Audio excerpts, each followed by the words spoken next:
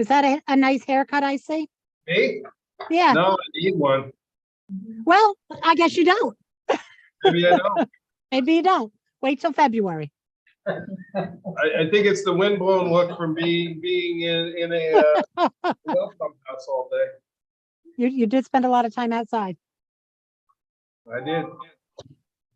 Okay.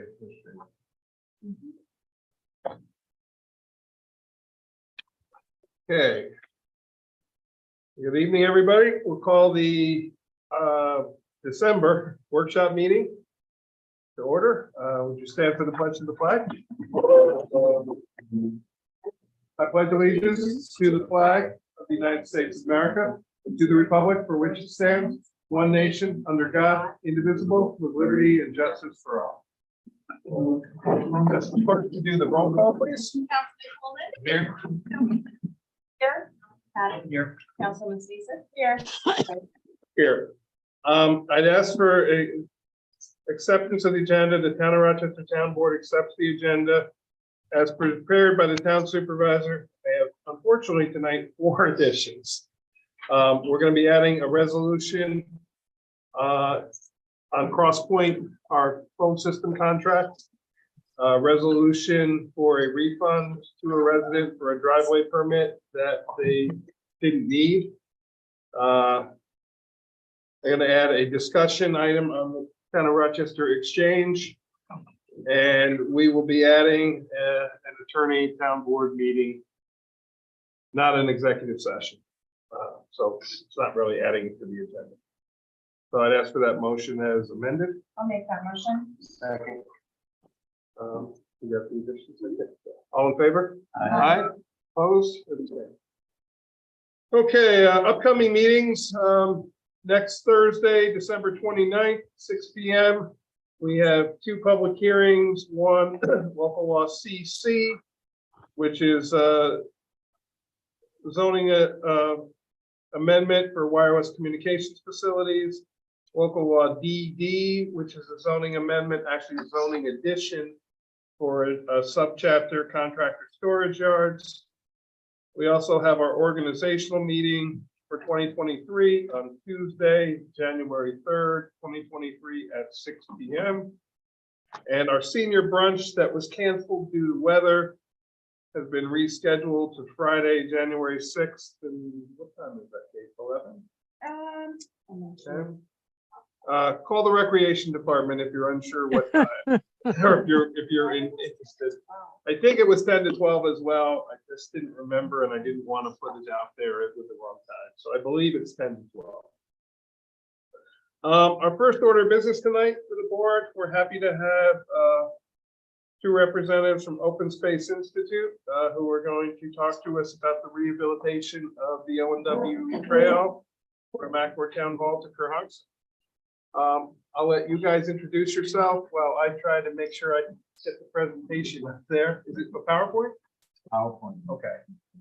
There's a couple of them there. Okay. Should be labeled. You guys go ahead. I'm So- gonna just try to make sure I can get it up here. So Well, good evening. Thank you for having us. My name is Peter Karras, and I'm Vice President of Parks and Stewardship at Open Space Institute. I'm here tonight with my colleague, Mindy Bergelin, who is one of our project managers in the park program at OSI. And we're here tonight representing to show you and discuss the upcoming rehabilitation of the town-owned O&W Rail Trail, starting right here in Accord, running south 3.2 miles to Kerhonkson. And I had a short little presentation just to kind of give you guys some background. Really our goals here tonight, one is to just introduce ourselves. We're the ones that will be working on the project and doing kind of the day-to-day design, bidding, and holding the contracts and actually inspecting the construction. And we just want to make sure that you know who we are, that we're real. Peter And, is, I'm sorry to interrupt you. Sure. One labeled O&W Rail Trail slides. Is that it? Investment in Ulster County Trails. I'm sorry. I think yeah. Okay, Yeah, yep, that's the one. great. Thank you. Thank you. No problem.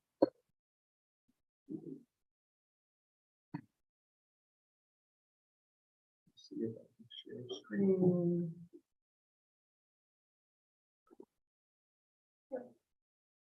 There it is. Let's see if I can close the other half. Slideshow. From the beginning.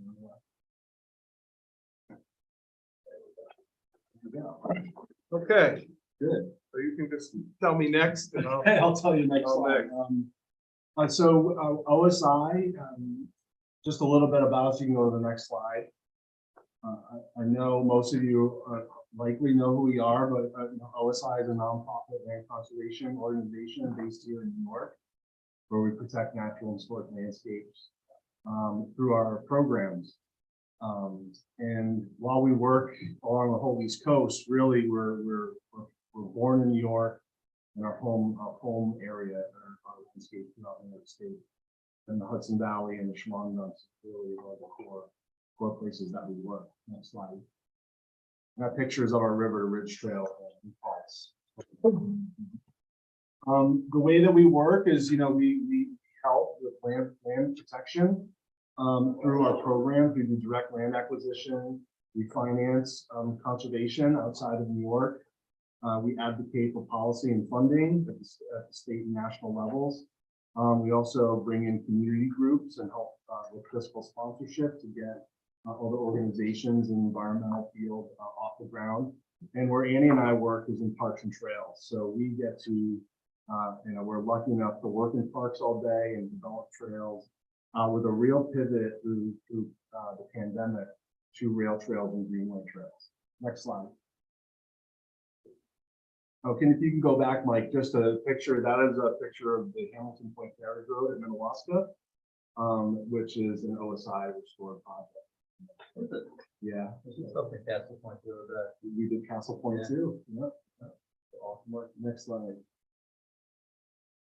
So as I said, during the pandemic, OSI made a real kind of programmatic shift to complement both our land programs and park programs towards rail trails and greenway trails. And we've been doing this work for over a decade now, kind of organically, with work on the Walker Valley Rail Trail, also stretches of the ONW, the Ashokan Rail Trail, and then out in Sullivan County.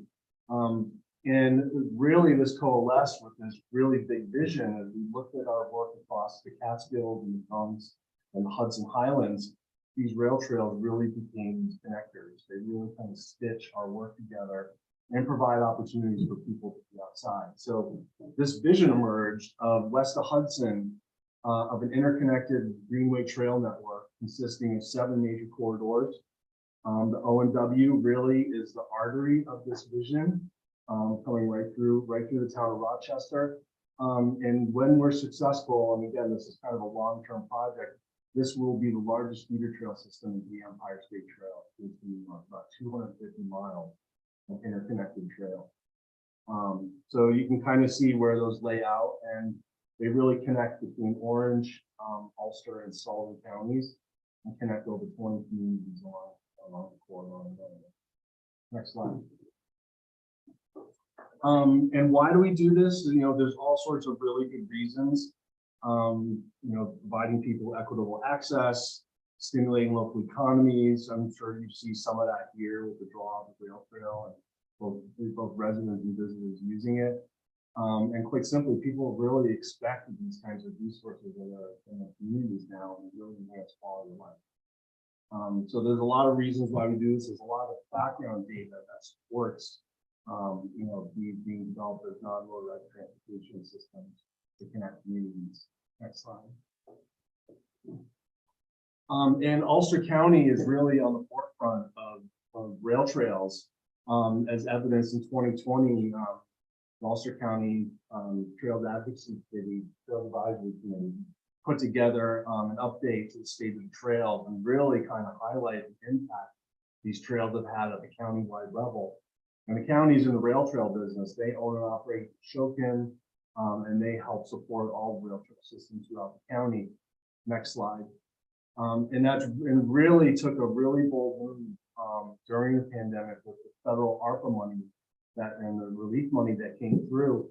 OSI was successful in working with the Ulster County Legislature and former Executive Pat Ryan.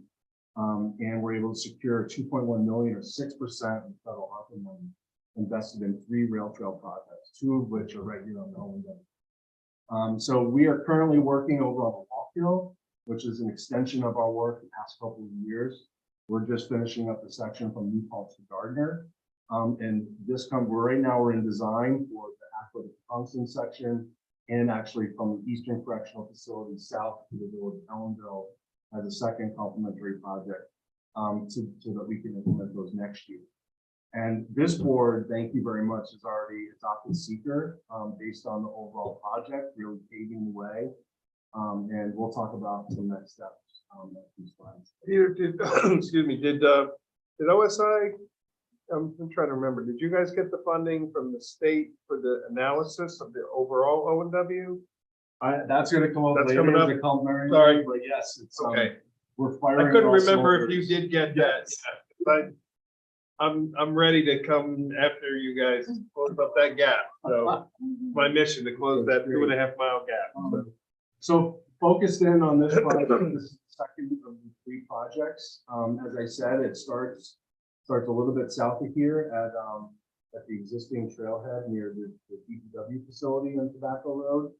And as I said, runs 3.2 miles along the Rockout Creek all the way down to Main Street, just north of Main Street, Johnson. Most of this trail sits on the old berm of the D&H Canal, so which is really great because it's on an elevated prism, is what we call it. So we don't have a lot of issues with it being in a hole or it's too flat, doesn't drain. Some of the issues we've encountered on some of the other sections. Really, it's high and dry with good news. There are some areas that we're going to need to coordinate, and we're working with Supervisor Dayton and hopefully with the DPW superintendent. We're finalizing a set of draft construction plans, which will be coming you might to kind of go through. There's really 5 areas we see will need some coordination, which I highlighted. Go to the next slide. Again, at the northern end where the trailhead and the parking is, there's some considerations to how a future extension of the trail crosses the county road. We want to make sure that we're aligning the trail properly so that we take into account what a future crossing might look like. Just south of that location is a big rock cut that some of you may realize is usually flat and kind of damp and rocks have fallen in. We're going to clean that whole section up. We're actually going to take a lot of material out of there. We're going to raise the bed of the trail up and reconstruct it full depth so that we can get positive drainage out of that rock cut. One of the more critical areas is just south of the rock cut. There is an old kind of solid privacy fence that's within the town right of way, adjacent to a neighbor. And at the time the rail trail was open, there was considerations for that close neighbor. That fence is in disrepair, almost irreparable, but we're going to kind of tease out ways that maybe we can either replace the fence or come up with a different treatment or combination of treatments that would satisfy and provide that, that screening there. It is a close point where the public comes in close proximity to residents on the trail. One of the few points along the side. Yeah, that fence was an agreement from a former supervisor in exchange for about 50 feet of land behind town hall to allow the highway trucks to go around behind town hall. So that resident has reached out to me, and you and I can coordinate how to resolve that. A little further south, there's an internal trailhead off of Burn Road that provides some access to the creek. That is a place that we'd like to use for staging and create a connection. So there's some coordination that happens there. And then also down on the southern end, right on the town line with the War Chamber, connects into the end of Main Street, just to coordinate and make sure that that is properly signed and appropriate treatments. Other than that, as I said, the trail is in really good shape. It's high and dry, and our work really will consist of addressing trees, whether they're taking out some trees, but hazard trees is a big consideration for us. Regrading and ditching, cleaning out culverts, adding some safety fencing in appropriate areas, and then resurfacing the trail with a stone dust mix. And if you've seen the work on the Walkhill or down the Ashoka Reservoir, that is the type of final surface that we'll be putting in. It compacts hard, but it's not asphalt, right? It's got a soft kind of feel. It's good for biking, and it self heals. Honestly, we're finding out when you get horses on it or other kinds of uses and you get a little bit of a rut. Typically, after a couple of rains, that stuff moves around and self heals. It's very easy to deal with. It really is incredible, up on the show can, that rail trail is amazing. They got a lot of awards and tremendous amount of compliments. All the work up in Minnewaska is incredible with the same sort of repair. Really, really exciting because it does get a little muddy, a little gravelly out there, so that was great. What about some of the, we talked about, it's a clear now culvert, I saw that there was a replacement of one or two? Or Yeah, is that- some of the smaller culverts, we need replacing, also putting stone aprons at the end of the culverts to help with, to reduce sedimentation that gets in and help with the creek and to help with maintenance in the long term. But as I said, everything's in pretty good shape. There are some very large culverts on that section of the trail, railroad scale culverts that, this project isn't addressing really, which is the rehab of the trail itself. And that's a little bit more structural to the. But those culverts have been examined and are in very good shape still. They are. You could drive the train over. Yeah, Exactly. a good bike will be just fine. I will say also, there are two bridges that we're going to replace. One is a small 10-foot bridge and another 20-foot bridge. That is actually, we're considering that and how we approach. We'll probably have to put a temporary crossing over the shorter bridge. Do you think also the structure might be good in condition to do that? Yeah, the longer bridge, I think we just talked about possibly new deck and new railing, but the structure being, leaving the structure. Leaving the intact. structure, yeah. So, So we're basically gonna replace those two bridges. Wouldn't you say that the Burn Road point, you could use it for paving? Yeah, so that's number 4 on the map here. Because of its central location, it is a good place to bring in material so that the trucks don't have to access from either end and back up for 1.5 miles to get, we can use that area to stage material and go in and out of route and restore our way out. we may have to short-term close that parking area. Okay. In entirety. Yeah. That's one. The goal is to only close the trail when necessary, so it would, will be signs that it is construction, but that we would only be closing sort of segments of it. We weren't gonna close the whole trail for 6 months. We're gonna just close it when needed. So the parking area at either end would remain, but we probably during the duration would use that for and then also in Kerhonkson, I don't know, we were gonna talk with the fire district there about using their area for storage of both equipment and materials, so. There's also a natural boat launch there that a lot of people use. I don't know if there's anything we can do to, a little scoop. Yeah. Well, there's a county legislature is working on funding for that very thing, so we may see that coming in the near future. So, yeah, we talked to enough people and got it in their ear that they're discussing it. They'll leave it at that. It's being proposed by Legislative Stewart from Marblehead. I'll also say, practically speaking, we've been moving equipment to the side and the trails open on me. There's nothing that we do unless we get to the bridges. That would be a hard closure. But for the most part, if they're just working on the trail, it's in a condition that can be done. People have been pretty understanding, knowing what's coming about the small term, short term inconvenience. Yeah. Mike, if you just go back one slide, I just want to just talk the budget for a second. So our overall grant for the pre-project was 2.1 million. The grant is allocated 565,000 towards this project. 500,000 is for the capital work. It's also paying for our engineering and design at 40, and then a part of OSI's project management overhead. OSI is also donating in-kind service to match that project management. So we also have skin in the game on all of these projects, which it really just creates for a really good partnership. We're all forming the same direction. But that's the budget that I have to work with. And once we get the design done and we go out to bid, There are ways that we've been working with other towns for additional in-kind service to help offset if we're over budget. But also if there's things that the town can willing to do and it helps us free up budget, there are things that we can do like kiosks, like gates, like other kinds of appurtenances that wouldn't be in a base kind of contract.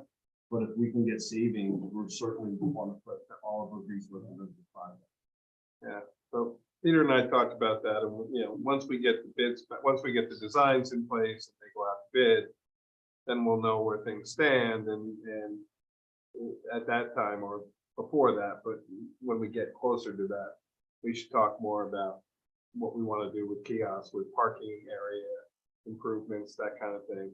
Because while the group is there working already, we wouldn't have to pay, it wouldn't cost us as much as if we just initiate the project on our own.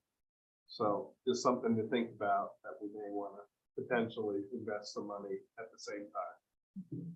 So, but we'll see when the come back.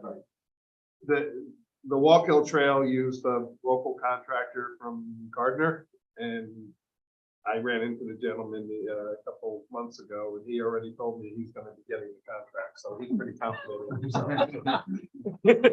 I will say that there's federal money, there's the rigid bidding procedures, but someone that doesn't have to travel from far away. And he did get the Walk-Hill contract, so he already informed me. I'll be seeing you in the spring on your trail. It's So. good, he's interested. Oh, yeah. So you can skip ahead 2 slides. And just to give you all a sense of the work, this is some pictures from the northern section of the Walk-Hill. So these are the same details that are being carried over into the ONW. You can see the crusher fine, stone dust surface, a 3-rail kind of fence. We do like to use rocks also for edging, in particular, especially for access. And then what a bridge replacement would look like. Peter, I've noticed that on newer bridges with the diagonal pattern of the wood instead of the wood parallel. Is that a design feature for It's better for bikes. better for bikes? That's what I figured. They're not hitting into the cracks. The other thing too is the subdecking on the bridges are laid perpendicular to the steel, and it's hard to lay the tracks the same way. So that angle allows you to go across those lines, and it creates a smoother surface. We're dealing with that in Walk-Hill where there's an unevenness in the subdeck, but we're able to capture a wider bridge. But we already bought the lumber, so we're gonna go square. So we're trying to figure out how to plane that surface so that you don't get this ripple. Yeah. Is that like a Trex kind of material? Yeah, so it's a pressure treated subdecking and railing. All nominal size lumber, so it's easy to get replacement. And then we've been using the tracks for longevity. So it's Right, this is the composite material, it's not degraded. It's the company that the bags eventually. Yeah, we have a bench outside that the local Lions Club collected plastic bags and any type of plastic packaging, as long as it was clean. And when we got so many pounds of it, we got a bench It's made out of it. made out of Oh, this. That's why they have bags. Yeah. Oh, because you're collecting more. Oh, yeah, and we did too well because they were rotating all the communities, and we got ours, and like a month later, we were like, we got enough to get another bench. Now, well, we gotta do the other communities before we get back to you, so we, Not that we're not taking them out. no, we got too successful. Everybody bought into it and brought us everything. It's also nice, it's made out of. So just thinking out loud here, we are creating little bump out Oh, benches. I'm sorry. on the Walk-Hill. So if there's an interest, and you can just look at this during design, we can easily create a placement for a bench, same surface, if we think it's through ahead of time and coordinate. Well, we have those couple benches that we're gonna retain that are on the trail already that were donated from various people over the Yes. years. So, our plan is to retain and Take those. So you can go to the next slide. Just to give you all a sense of schedule, so as I said, we're in design now. We'll be running that through January and February. We'd like to get out to bid end of February, early March, so that we can make sure we get contractors to bid on this before they're booked for the season. During that time, we'll probably be coming back to the town board for a letter of permission or some kind of an approval to proceed with the project as plans are designed. And then in April, award the contract and get it around in April. And I'm hoping to be done by October as a conservative date. This should go pretty quick. Weather's a factor though, but you know, like I said, I don't foresee any real big issues with this section trail. You can go to the next slide. And just to give you a sense of the sister project here, and the reason I show this down in Woolworthing, just north of the village of Ellenville, is Annie and I we'd like to bid these together. There's an economy and scale, and timing. These projects are timed so closely, and they're so close. We think that there's an advantage there to bid both projects out and get some awarded to one contractor so that they can mobilize once. There's some savings to be had. So we're still playing with the timing of that, but again, this project would start just on the south side of the Eastern Correctional Facility. And it would be the green line. It would run all the way down to the sewer plant on the north side of the village. And then we'll probably we're looking to work with the village to implement on-street trail, really pushing the ONW towards Main Street. And the historic corridor is east and not in the core of the village. So we're looking to go on road through the village and then working on the connection to the south.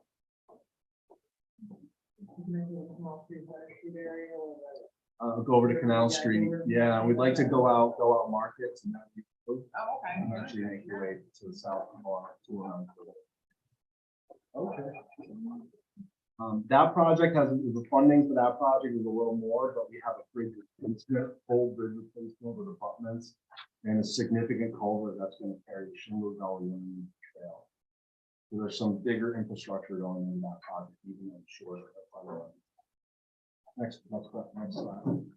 And then Mike, to your question before, so not only are we working kind of at the project scale level, couple of miles at a time. In 2021, the state of New York awarded OSI a $500,000 grant to do a full corridor link feasibility study from Kingston to Port Jervis. It's 57 miles.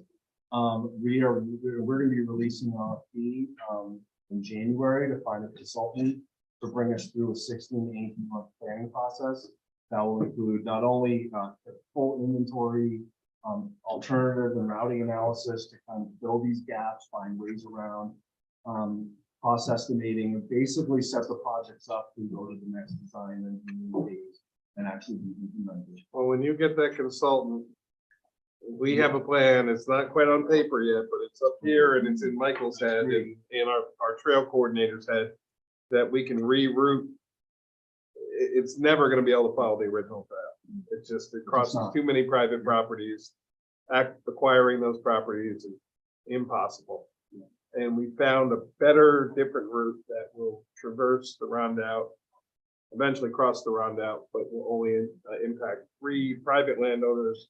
And then we would have to get this county along Lucas to create a trail, but they already have a significant right of way there. So it's all doable. So it's a matter of 3 landowners instead of 11, I think. So whenever you're ready to sit down, I'd love to show you what our idea is. So that process is going to contain a lot of community stakeholder work, working with stakeholder groups like the towns and families along the way. So that's going to be a pretty involved process that we're going to be achieving. But the goal is to really kind of stitch this corridor together. Such a driver and a draw. Yeah. And then you go to the next slide. I think this is the last one.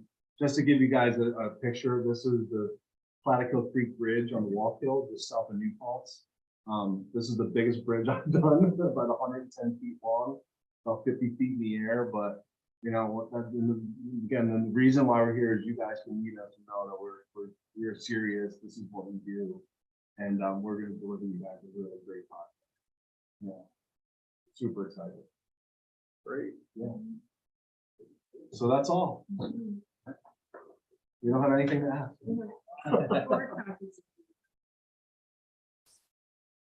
Yeah, overall schematic. Peter, would you, Mike, I think you would have. you mind if I save a copy of that presentation onto my computer? Well, just ask permission first. I don't think I need it, so you guys, when I and Kate can have it.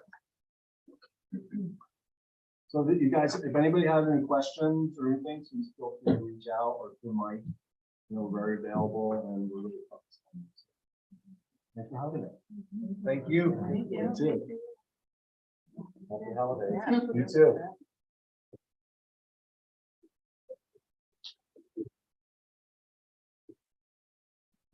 I have one.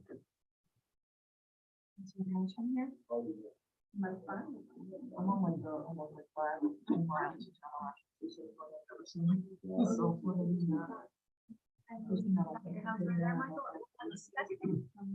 What is that? There you go. Thank you Yeah, very much. thank you, sir. Thank you very much. You're welcome to stick around if you'd like or whatever. No, no, we're gonna. Okay. Find your house later. So moving on to our next presentation or group that is speaking with us. We have the Accord LLC, which is also known as the Granary Project. This is the request for economic enterprise overlay zoning designation. They met with us now twice, once last year, once in the spring. And now they've sort of taken it to the next step and have a little more detailed design would like to show us. For the board, I have a couple copies that you can put on either side so you guys can follow along, or I think they have. Do you have a PowerPoint or do you want to do visual or what's the easiest? Okay. Okay, if you want to maybe set it up here, then we can zoom the camera over to it so the public can see, if that's okay. People watching on YouTube?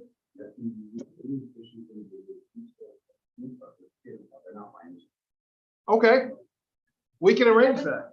There's an easel in, I don't even. Okay, or if not, we got a table.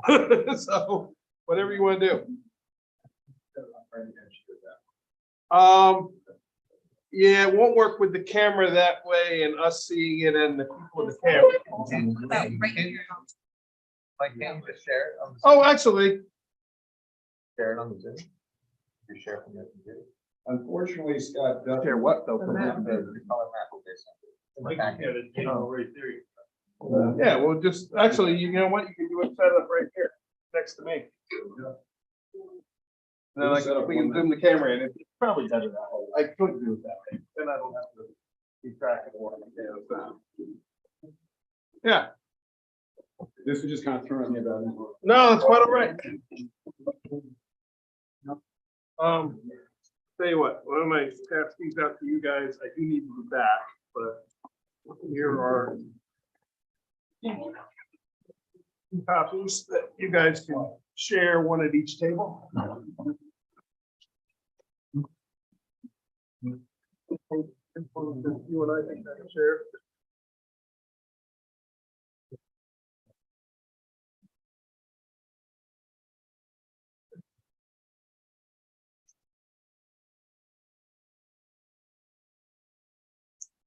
Is this the same as what you gave me the other day? Henry? Is this the same as what you gave me the other day, or is this different?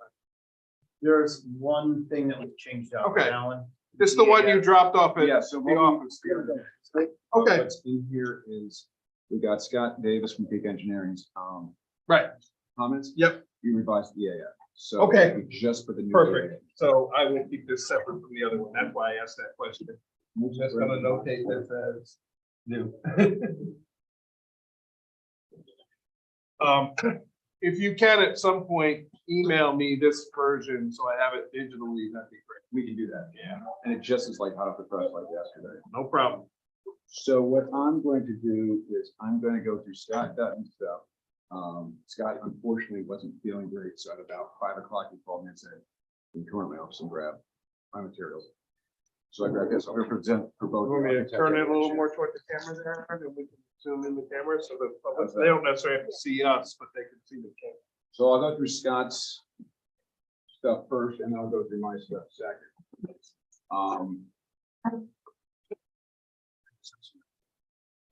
I'm Alan Dumont with Bernier and Larry Engineers. We're doing the site civil work. I'll go through some of that.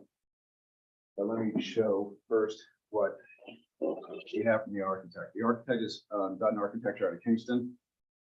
This is the current site plan. It has changed a bit from what you've seen before. What we've got is some slight changes as far as buildings, and we've changed things around as far as parking and wastewater and water based upon the site. The buildings which you're pretty familiar with, the granary, the coal barn, the Sears House, the towpath building. We're proposing parking along towpath, 2 parking lots back here. We made sure to break up the parking of the town restricted as far as no more than 12 spots in a row without some sort of vegetative buffer, these little loops are for that.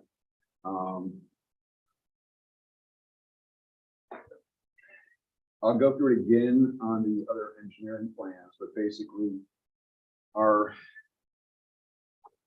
we have 15 spots here, 13 spots there, 14 spots there, 2 proposed handicap spots over here. This is also going to be our loading and unloading area. This orange circle, which is demarcated differently on the other plan, is going to be our refuse area for basically our garbage, recycling, compost, what have you, to allow trucks to come in and pick that up. All the blue buildings are existing. The red building is proposed. Old railroad grade goes right along here. This is going to be our sewage disposal area here, our sewage reserve area over here. We have additional sewage reserve area over here. If you recall, the former Chinese restaurant was over here. We're going to be repurposing their well for the water supply. The project's going to have a series of different health department permits. It's going to be an inn, which is going to be a part 7-1 temporary residence. It's going to be regulated by the county health department. As the agent for the state health department, Ulster County, the food service is going to be a part 14-1 food service establishment. Once again, regulated by the health department. And I had just mentioned we're going to be repurposing the well from former Chinese restaurant. It's also a part 5-1 public water supply, specifically a transient non-community public water supply. We've already talked to the health department about repurposing the well. We have scheduled quality testing with Titan Drilling. They'll be doing quantity testing. They'll send it off to a New York State lab certified laboratory. Once we have worked out on that, our water supply design will commence. So that's more or less the colored architectural layout. I'm going to flip a bit, and I can go back to this if we need to.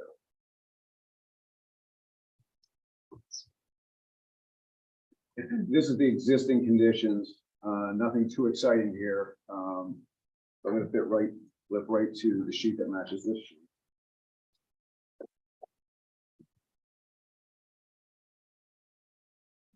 If you're kind of going into a bit more granular detail from what Dutton Architecture was showing with the color drawing on ours, we've done a few things. We've come over the parking table. We've shown the sewage reserve. We've called out the well. We've also started looking at construction from the perspective of what it's going to take on the property as far as disturbance, utility installation, what have you. The parking table over here shows how we came up with the 15, 15, 14, and 2 spots. So that's going to be 46 spots. Our plan is to try to accommodate as much of the parking on the site as we possibly can, with the understanding that Some of the parking will also be a municipal lot in town, say if you have a busy weekend or something like that. Most of your day-to-day will be handled on site. We are taking what was the former Chinese restaurant parking that, if you recall, was somewhat informal, scattered, and not too well laid out. We're formalizing that and getting 15 spots out of there. We did a parking compliance table down here, based on the town regulations with one caveat, and I'll explain why. We're doing one spot per hotel room. There can be a total of 18 guest rooms. We're doing one spot per 4 employees. There's going to be 8 employees. The restaurant, the town requires a certain number of spots per, and there's one spot per 50 square feet of gross floor area. The interior design's not complete yet, so we don't have an actual GFA yet for the food service. So in lieu of that, for now, we're basically just assuming one spot per 3 guests, which is what most of the surrounding towns have in their zoning code. So we figured out, at least for this point in time, that'd be a decent surrogate as far as the parking and the food service, which could need a minor adjustment up or down, but I think it's a pretty good number. Retail space, we had 1 per 175 square feet. And then we did 1 per patron for the wellness building. The wellness building will be for things such as yoga. So it'd be 1 per 4 patrons over there. And we came up with a total of 64 spaces required. And I misread the number before. We're doing 44 on site plus the 2 handicaps. We're actually getting 46 on site. That's more or less what's happening with the parking. We also went and did a little bit of preliminary grading. We've done some preliminary sewage design. I'll give you that in a minute to kind of tell you where we are with the site as far as construction disturbance. We've also spent some time with architecture as far as all the buildings except for the wellness building being existing. We need to provide a certain apron around existing buildings for construction. So we're rebuilding buildings, we're doing foundations. So we worked in the total square footage of the parking, the buildings plus the 5-foot buffer. The sewage area, this is the sewage reserve. We're not building that, obviously. Dotted perimeter once you get around the wellness building. Add that all, we end up with 0.86 acres on the site. We're trying to keep it under the 1 acre, which would require a SWIP. If you look at the initial and the revised EAF, both of them show we're talking around 0.9 acres of disturbance. So there's 0.86, 0.9 that I'm showing here. It still leaves us enough room to take the overhead electric, drop it underground, run water lines, run sewer lines, install septic tanks, pump stations. We're going to use as much of the existing disturbance possible. There's like an existing courtyard more or less between the buildings. That courtyard will become a future courtyard / piazza. We have existing gravel roadway to the site. We're probably running certain wastewater force mains along that sewage area. We have submitted an application to the Ulster County Department of Health. They have come out with the test holes and clear the test hole specialists. We've done all the percolation tests. These sewage areas are all preliminarily sized based upon the site test holes and the site percolation tests. They're on, even though we haven't submitted a design yet, they're more or less on board with what we're doing for both water and sewer. With the understanding that once we're in agreement with the town as far as the proposed occupancy, we can then start working on the sewage and water design, finalizing the parking design and things like that. A couple other things I should mention. As I said before, the EAF, the copy we now have is the most current. We'll get you an electronic copy. Thank you. I might have one in email already if I can find it, but if not, So you reacted to the last. Yes. So for the board, when I got this last week from Mr. Rich and Mr. Huckey, I forwarded it to Peak Engineering, our consultant on this, to review.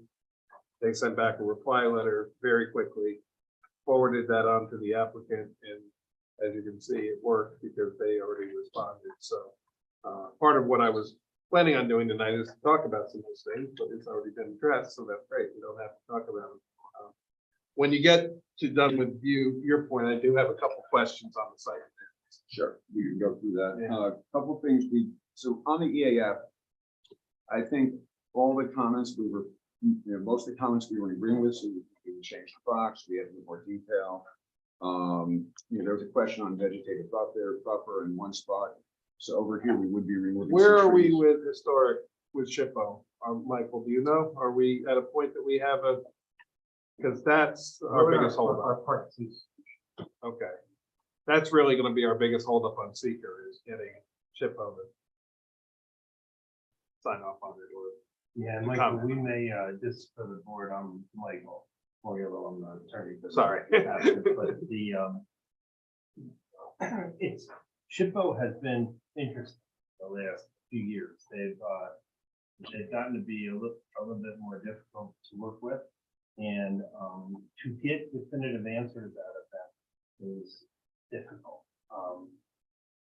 You may be aware that the Kingstonian project I'm doing, in Kingston, that project actually went against the recommendation that the SHPO initially had. And we were granted a neg deck anyway, which was upheld in court. I mean, SHPO is, I think, an important part, especially with the historic component here, but they are still an interested agency, not involved. Yeah. So they really, from a strict legal standpoint, they don't have any real status beyond that of any other interested agency. Other than that, we must. However, the practical Refer it to reality them. is that you got to deal with them, and you want to get a no adverse effects letter. But the only thing about that is that it may be difficult to get to a no adverse effects letter prior to the grant of a secret determination, because they're just becoming much more difficult in terms of time to get decisions out of. It's a much bigger project at Somerset that we're doing, over at the Neville. That project has an egg deck that was just granted last month, and in that case, SHPO is entering into a memorandum of understanding with the developer for certain mitigated measures and really mostly historical reconstituted portions of the area. That's actually taken a fairly long time to do. Mary Lou has been involved in that, has seen the paperwork come in on the project while it's been going through, and we still do not have a signed agreement. Right. And one of the things with this project is that I think it's going to be such a transformational project for this area, Mhm. and I think that we may well be down the road with SHPO a while before we can get a really a no adverse Oh. effects. And I don't want to, I apologize for taking us down that path. And That's all right. we can have Mary Lou weigh in It's an later. important part. My concern is that these are contributing structures to the historic district. It's not just that they're near in proximity. These structures are the structures, and I believe I'm correct, Kate, right? Mhm. Those structures are contributing. Kate's our town historian as well as our town clerk. So they are in that. So we'll I have guess, to. has anything been resolve. sent to SHPO yet? Yeah, yes, Mary Lou, we have the phase 1 and A and B has been sent there. Okay, thank you. Joe Diamond did the phase 2 shovel testing. I don't believe that there's a written report submitted yet. Alan, I haven't seen. I have not seen the written report. I don't I can call Joe, and ask him about that. But the day we were out with the health department doing a deep test holes for wastewater, Joe was also out there that day on some of those tests to kind of see if he located anything. If there's anything to be located, Joe is the person who will locate it. That is true. That is true. So, okay, my apologies. I just wanted to, while we were on the EAF, I wanted to sort of address that because it's kind of the elephant in the room right now is the historic. So And I had my notes we were going to cover the archaeological. there we go. Yeah, it's fun. I did not get to mention that Mike's paperwork Mike's most recent paperwork's in the package that we're giving to you, as well as a copy of the set of plans and copy of Scott's plan. So in addition to the revised data, we've been focusing on those documents are all in the revised packet that we got tonight. If you'd like, we can give you the whole packet electronically. Like, so we were just. Yeah, I we were would- just trying to quickly respond. to I will Scott. probably need that because I believe since it's a type 1 action and we have other involved agencies, even though we are lead agency designated, I still should share it with them for comment. So We'll take care of it. electronically is best. and then I We don't just have kind of tried to jump on it yesterday. okay. Respond to Scott's comments. Yeah, And have yeah. something for you tonight. It's- We'll get it out It's electronically. Christmas week. There's a lot going on. I get it. So if I get it in the next week and I'll get it to them before their January meetings, that would be great. Okay. Michael, we also have, which I can give to you, 5 sets, a threatened and endangered species habitat survey that we did Great. back in December of 2021 with Mike Nowicki from Ecological Solutions. There's no, Do I have that already? I don't know. Okay, maybe I don't. It sounds familiar, but he does You may so have- many. So, This, he identified Indiana bat, northern long-eared bat, monarch butterfly, but there's not gonna be any effects on them Okay. because of the non-disturbance. Can you also send that electronically? If not, I can scan it. Definitely. Yeah, we'll send out all that electronically. Also, if There's 5 sets. Okay. Why don't I take one and leave the rest of you? Mike, can you also stipulate the peaks, correspondence? to the Yes. board? Okay. Yes. what I'll also do is if we come across anything that needs to be tweaked, for instance, but as a Mhm. finally, if I find a number that's wrong, like I might see one number wrong Yeah. on parking spots, we'll clean that up too. We're trying to respond as quickly as. we can. So if I can just, for the board's perspective and for your team. So there's sort of 3 parts we're having to get to. We have to finish seeker because we're the lead agency before we can take any action.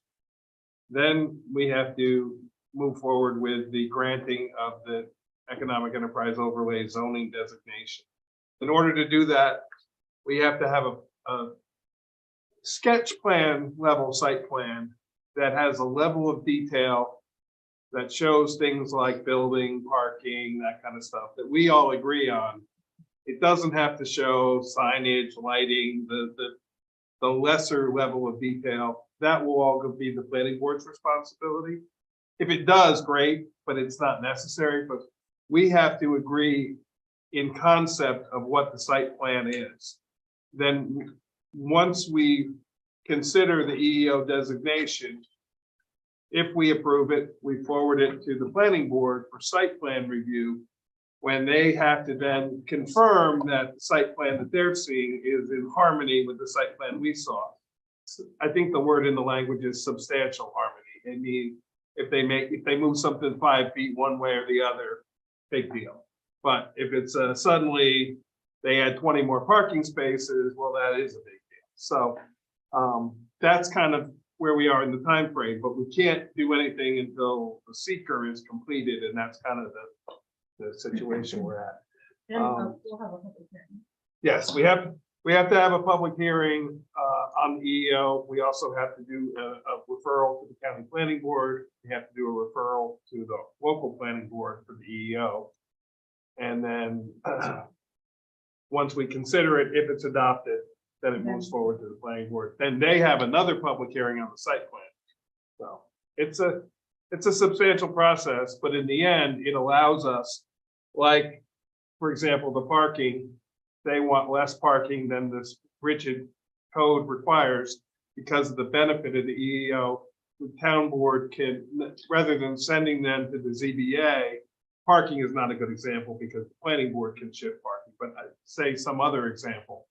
Instead of sending to the ZBA, the town board can relax the code in certain sections in return for the benefit of what we're getting from the revitalization of the property.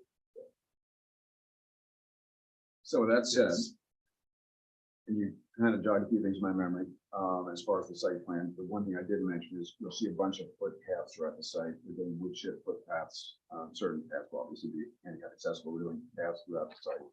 I had not mentioned that before. I also did mention that some of the old foundations and what the buildings were knocking down are going to mostly built over by parking. this shows generically some of the landscaping understanding of the more formal landscaping, more of a formal landscaping plan later as well as lighting. But you can kind of get feeling that we are going to be shielding some of the buildings from view of the parking. So just basically, kind of landscaping the parking out of view. Getting back to the site plan again, somewhat preliminary, but we also do have a page of just some standard details, which you can put in the packet as well. For instance, we're basically going to be doing gravel roads, gravel parking, so we have basic detail for that. There is already some gravel surface on the site. Basic planting details, trenching details for utilities, rehabbing gravel road paths for both accessible paths and wood chip paths, depending on which path we're talking about, your handicap parking signage, and some basic at the top, some basic erosion sediment control details and notes on top. This obviously will, be expanded beyond what we're doing for the plan, where we start getting to all the utility construction, what have you. A couple other things. While you were on signage, one sign based on the fact that some parking will be off-site and it's not immediately like next door, maybe some sort of additional parking directional sign of some kind. So if somebody gets there that's not familiar, they know where to go. Right. That's a good point. So we can add that, and, we'll come up with a full signage plan at some point. The architect and the owners will come up with a facility sign. At this point in time, we're trying to kind of work out those two. So we want to get the overall layout more or less solidified before we do that. And kind of going through some of Scott Davis's comments, a couple things we did see. One was the comment on the archaeological. One was the comment that the town will be making a determination to do the traffic analysis or not. We understand we do need to talk to the town as far as access to the site, follow town requirements on that. As far as access over here is concerned, I mentioned that,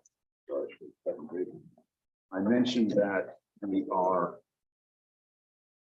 formalizing the former parking over here and then adding 2 lanes. This is a full 2 lanes coming into to get these 30 spots.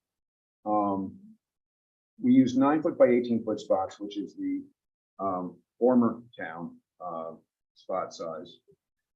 And the property line is right here. So we did a full 25-foot aisle, more or less between the shoulder/fog line and the edge of the parking, so that we would not back on a towpath road. If you remember the Chinese restaurant, you might be able to see it here a little bit better, because I know it was one of Scott's comments. This dark line right here is kind of like the old parking. It kind of forced people to back up on the road. And we're trying to more or less take that to a much more improved layout, where basically there's fully enough room here to basically back up, go out, back up, go out. If I can interject here while you're on that subject, if there's a way to create some type of channelized entrance, whether with curbing or something, and create some type of barrier along there, because otherwise people are going to just, whether you intend them to or not, they're going to pull straight in and back straight out onto the towpath. And that's a real problem. So we need to have some, I fully agree that you can pull in and make the turn and go down and park. But I think we have to have some type of barrier to isolate the access to a single point So of some kind. with a small width, more or less curved garden, It could be a low, I mean, I'm just thinking off the top of my head. It doesn't necessarily have to be landscaped. It could be like a low wooden fence kind of thing. I mean, there are many options, but I think if we leave that length open to access, it's just gonna become, people are just gonna zip in and when they back out, they're gonna back out on that. because we had thought about that. We had also seen the town's comment, a full landscaped area that would push the parking further in the property. Yeah, I don't think we need just that. can't do given topography, disturbance or no. But we could take a look at trying to do something where, like you said, it could be a little fence, it could almost be something like a median, where Yes. 3 to 5 feet Yeah. wide. It's got some things that I want to make sure whatever we come up with, is going to be durable enough that we're not going to run into plowing issues. Right. Whether it be from the towns, the wings on the town plow, Understood. or the, property owner's Yeah. contract. And I would plow. want to get, because that section is a town road, I would want to get our highway superintendent involved in that discussion, but just from an access point of view, with that being the main entrance, I just, without some sort of channelizing, this 15 feet or this 20 feet is the entrance and the rest is not. I mean, we all have seen businesses where it just becomes, You just free don't for want all. haphazard freestyle Yeah. access and egress. Yeah, no, it's gonna be across the street there, too. yeah, we also, we don't know what's coming across the street. The county may or may not be putting that building up for an RFP across the street, and so who knows what's gonna happen over there. So, I'll see what we can come up with in consultation with the owner and architect, and would it be worthwhile to talk to the town highway? it superintendent? might be worthwhile to give him a call, or if you want to arrange a meeting, I can get get him to come there and look at it I and think that'd be the best way to just do it. say, what do you want? I mean, I don't think it needs to be as formalized as landscaping. I mean, I think that would actually be worse because it's maintenance, it's sightline issues. But I'm thinking just like what we just put in at the Algerville Firehouse is a low kind of wood, single beams, almost like a split rail fence kind of thing, but a little more substantial. Basically, the safety. Yeah, exactly. Well, just something to say, this is where you pull in, not. So then the only access is where the driveway is. And the rest would Yeah, be, maybe what we could do is we could do something over in here a little bit. Yep. Yep. And we can maybe do something basically along here. Yep. And maybe we needed to leave a little gap over, Yeah. on there and there. I don't so know you can anything actually about go through. parking, but you could also potentially switch the parking spots to butt up against the road. So that when people pull in, they're coming to the other direction, and not. The problem with that's the circulation. of Oh, vehicles. It's yeah. really, it's a good idea. It just gets really difficult. You have to, and then we also kind of consider, how the plowing's gonna work too, and where your snow storage is gonna be. But is there any possibility to, instead of parallel to the road, angle it slightly or move it just a little bit forward? I mean, 3 or 4 feet may make all the difference. And I don't know if you have it or don't have it. we can Yeah. look to see what we can do. I'm trying to keep in mind that we're trying to keep the disturbance down for multiple reasons. We can work with the 9x18 spaces, because this isn't like a shopping area where you're gonna get a lot of people with pickup trucks. Things. We went to the 10x20 because quite frankly, people were driving larger vehicles this year, or lately, not just this year. And than they used to. It's changing back slightly and, but when we went to the 10x20, it was because 9x18 simply just didn't work for many vehicles, so. I will see what we can come up with. We can, like I said, there's a little bit of room to move that around. I'm trying to not go crazy on the disturbance because it's several things. We don't have a lot of room to play with. If we hit the acre, it's a tremendous Understood. cost increase. The other problem you're into is, and I can get to this in a minute, is the site is a nice site. The problem is the good soils are fairly limited. Our good soils are more or less being used for wastewater and wastewater reserve. Which doesn't really lead us to a place to basically have inside soils for stormwater. Right. So there's various competing reasons why we're trying to keep that disturbance down. Well, I think the channelized access, at least I'm speaking for myself, and the rest of the board can certainly chime in. I think for me, the channelized access, limiting it to one place, the width of the driveway or whatever width it needs to be, is important. And then some type of barrier to prohibit people from pulling in, or more importantly, backing out directly on the towpath. Can I ask you just one more question? Yep. Would it be permissible on the channelized access if we were to do this barrier along the road, for the barrier to be a little into what is the town right away? Oh, absolutely. So As long as the highway superintendent. yes, because our property, because what happens is if I put it on our property, it then shoves everything even further I think we can arrange that. in. Okay. Yeah. I'll find out from him with the snowplow how far he needs it to be off, and we'll go from there. But Yeah, I we mean- can certainly we just finished a fairly large stormwater project up in the town of Wyndham, the GO-SU project, and spent a lot of time with both the town, Wyndham Highway Superintendent, county, Green Valley Highway Superintendent, trying to get everyone. It's very useful in calling the highway superintendents, not just as far as what they want from a traffic control perspective, but the plowing ends up being really important, especially when you start looking at obstructions that the way to plow might. And especially there, because being that Main Street up to that point is a county road, that's the very beginning of our plowing right there.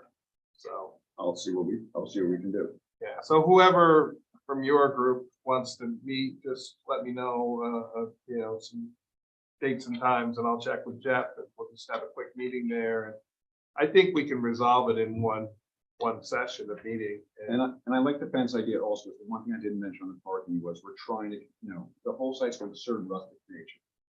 And we are trying to also, kind of gravel parking, well laid out, lots of spots, but try to just kind of keep that same rustic nature, not that, just not too obtrusive. So that'd be great if we set something up. Well, while we're on parking, and this is a lighting question, will the facility be operating at night as part of the parking area is going to be lit? Or are they not going to be lit? What is, I mean, I don't need specific answers of how, just are they going? It would be operated at night. We would have, obviously, adequate lighting as required in the parking lot. But we would also have a certain amount of monument lighting for the footpath to get it in front of the. Yeah. You also have people that are going to be staying there, so there's a certain amount of walking going on. So nothing gigantic, but I found several hospitality projects we've done having the monument lighting just really kind of helps illuminate footpaths so you don't get people twisting. Alan, you're gonna, but it'll be glare shielded. Yeah, everything will be- Everything's gonna yeah. be, everything. I will tell you, when you're leaving, if you go back out to, when you go to Tobacco Road, look at what the lighting that the people at the train station did. I noticed it as I pulled in today. It is so obtrusive, and would almost be following a similar idea. If you followed a similar idea, it would sort of set a theme for Accord. I mean, I'm not saying you have to do what they did, but similar idea. It really works well. We're already looking at a specific lighting consultant, the architect is with the owners, with Brennan Henry, that specializes in this type of work. And that's basically, it's going to be dark sky compliant. Well, that's, yeah. It's not going to conflict with town codes. It's going to be aesthetically pleasing. So we've already started having those discussions. We're just not at that point yet with the site plan. We are actually having discussions within the board of creating a dark sky code for the town. And it would apply to all structures, pre-existing or new. So it's on the drawing board at this time, but just to make you aware, we are. But as long as you're dark sky compliant, you're going to apply. For the board, I have while we're on vehicles. One part of the peak review that kind of struck me with this idea of maybe you have to do a traffic study, which I don't think is necessary. Now, I'm not noting in here, but Yeah. I mean, I think that we could have Alan and Dennis put together some ITE tables and some. I would accept that, and for me, I'll let the rest of the board speak, but I don't think it needs a full-blown traffic study either. I don't think they're looking at that kind of traffic impact personally. What we've done before on small hospitality projects like this is we've more or less looked at, we'll work with the owner. We'll look at their business projections as far as night of the week, occupancy those nights. Restaurant use, obviously more on the weekends, less during the day. What I found usually happens is the venue ends up kind of working the opposite time frame of the general 9-to-5 time frame. So basically, as people are going to work, roads clear out and people are coming in to eat. Monday through Friday, you got a lot of people going back and forth to work, running errands, what have you. Not as many of those people are on the road on the weekends, but then you got people coming in and out of the inn on the weekends. So we've done traffic analyses for DOT, for towns, without bringing in a full blown traffic consultant, more or less try to mirror what we anticipate. I know the county just recently did a count on Topaz, so you might be able to get that data from the county. And I'm sure they have data for Granite, because it is a shortcut that a lot of people use. A lot of people coming from New Paltz who have to go at Granite, rather than coming all the way around, they shoot across and go that way. So they've done traffic counts on Granite. I don't know, I'm sure they must have done traffic counts on Granite. I know they did them on towpath either last year or the year before, but within the last 2 years, because I remember them being at the little bridge. I mean, I can call Dennisville. Yeah, Leawood, yeah. Planning, and see what they say. Yeah, or reach out to Brian Slack, I think. Yeah, Yes, Brian. yeah. Alan's point about the timing of the different occupancies, we had that exact issue with the Copper Hill. I'm familiar with Spa and Resort, which was pretty much a big redevelopment of an area that had kind of fallen by the wayside, and a client that really revitalized that whole area. And when they did their submittal, they were able to show different times for different uses, and occupancies, which I think is a good idea. And How does the rest of the board feel about it? If we have them do a submittal of their own making at this point, if we review it and we don't think it's substantial enough, we always can say, no, we need more information. Does the board feel comfortable with that, rather than just saying we need a full-blown traffic study? I sort of agree with them that their key times are gonna be weekends and. I mean, getting back to the fact that these traffic counts are available, Project Mike and I worked on a few years ago, the Hudson House, which was the former Christian Brothers building on the east side of 9W. Because it was a state highway, the state highway department, specifically John Riley, permanent engineer for Kingston, they need to have a traffic analysis. They didn't ask for a full-blown traffic study. We basically took the counts and, I came up with a formal document that kind of explained it all. For not just the towns, we need your mentally health and safety, and with them, acceptable. So if we could do that, that would be, we've done that before, and that's generally work. We can open to the board. What do you guys think? Well, what is the end goal of the traffic study? So the end goal is just to determine the impact of the additional traffic to generate. Well, first step is to generate what the impacts what the numbers will be. Right. And then to review or analyze what that will do, the impacts on the traffic in general. And Right. remember too, that also includes pedestrian and bicycle traffic, which is substantial in that area. But I say if we allow them to do their own in-house analysis first.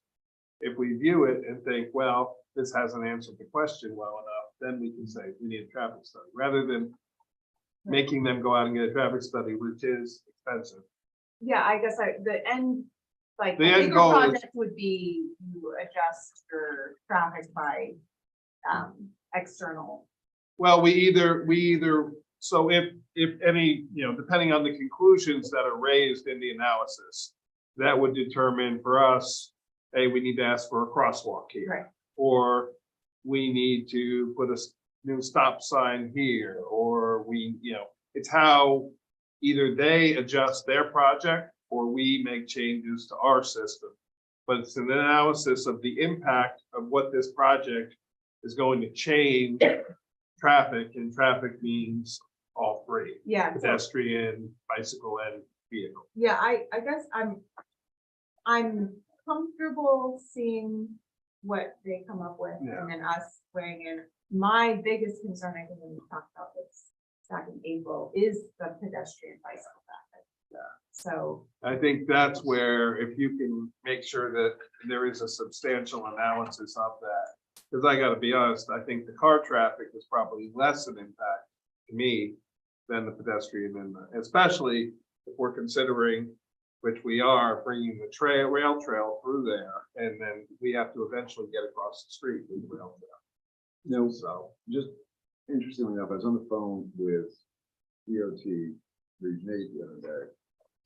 And there's not really good ways to calculate your pedestrian or bicycle traffic. But what we would focus on would more be the travel patterns and the way they be flowing. mhm. So just to basically, you want to minimize the pedestrian, bicycle interactions. That's what you're Correct. trying to, or basically avoid any. We want to minimize, and when they do exist, we want to make sure that we safely accommodate. Right. So I may not be able to come with a number saying, well, it's going to be X pedestrians and Y cyclists. Understood. But we Yeah. can do a lot to basically look at flow I- patterns. think Brian might be able to get you some data there that maybe the DOT doesn't have, because I sit on the Transportation Council and we talk a lot about bicycle pedestrian, and he seems to have a data source that he uses. I don't know what it is, where it is, but That would be great. So we're fun. yeah.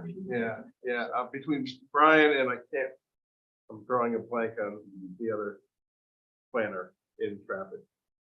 But anyway. I'm the only board member that got to speak, so I found out what that was. I am fine with hearing what they come back with first, but I do think it's important that it's not just towpath and granite that are looked at, since most people, if they're looking to utilize the municipal lot for busy nights, are gonna be crossing down by the firehouse, which is Main Street. Not us, that really needs to be taken into account, the safety of that coming across from the municipal lot, especially late at night.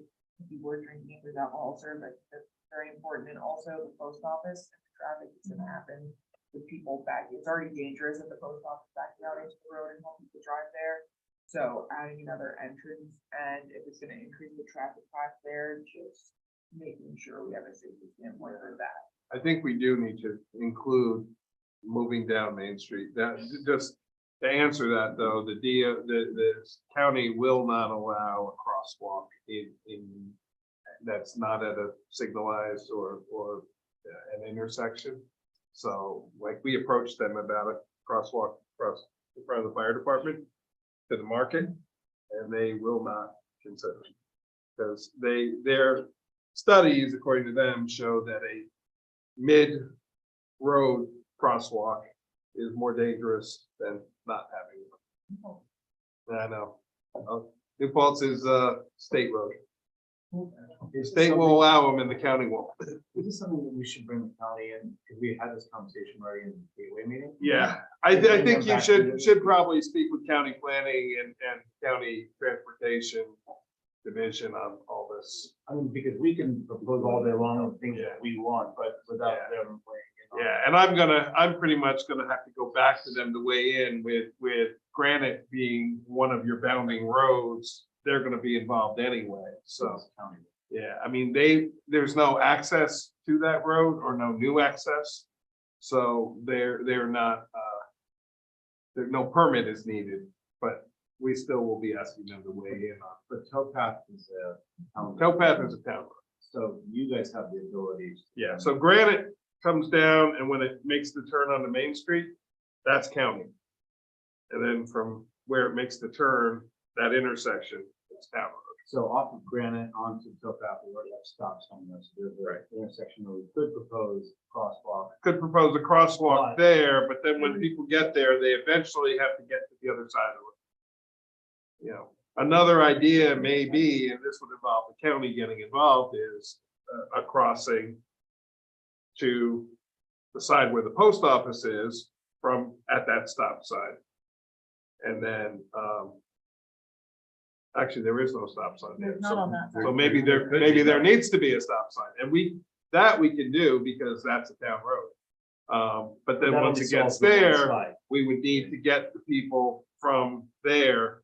I mean, we could make them go down Tobacco Road through the community center to the parking lot, but you know, nobody's gonna actually do that. We could, in theory, tell them to, but they're gonna walk right down Main Street, so. And can I ask one more question about like parking and traffic? For this turnaround where you're saying you're gonna utilize for deliveries and for garbage, is there enough room for a truck to turn around in there, or will they have to back on the road? I was gonna get to that in a minute. A good question. I worked with many a restaurant. Do you mind if I just, do either of you have any more comments on Adam or Michael? I mean, I think it's fine if you're willing to accept the risk that at some point traffic study may be necessary. And I don't even know, even if we don't require one, the planning board might. I don't know if that's a possibility, so. Yeah, we can look at what you want to put together. Yeah, I personally think it is a large impact, probably the biggest one, more substantial than the rest of Main Street put together. You know, between, and a ton of different facets from, short-term parking to long-term parking to the retail parking to the bicycles to the festival parking or you know, however big this gets, I think it is substantial. I feel good though, you know, that if you take a hard look at the traffic impact, put something together for us that is comprehensive, but I don't know, like I said, I think we're already teetering on, you know, a traffic study, so I'd be interested to see what your preliminary findings are. You know, I think it's very good. It's probably more substantial than the rest of the country put together.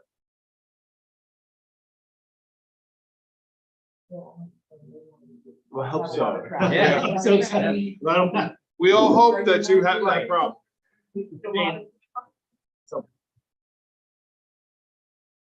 and Mike and I can reach out, county plan. Yeah, I think they can give you a lot of data points that will really help with the analysis, so, Provide some additional. yeah, yeah. And hopefully, if you guys are, you know, wildly successful, it's gonna lead to other stuff, across the street, down the block.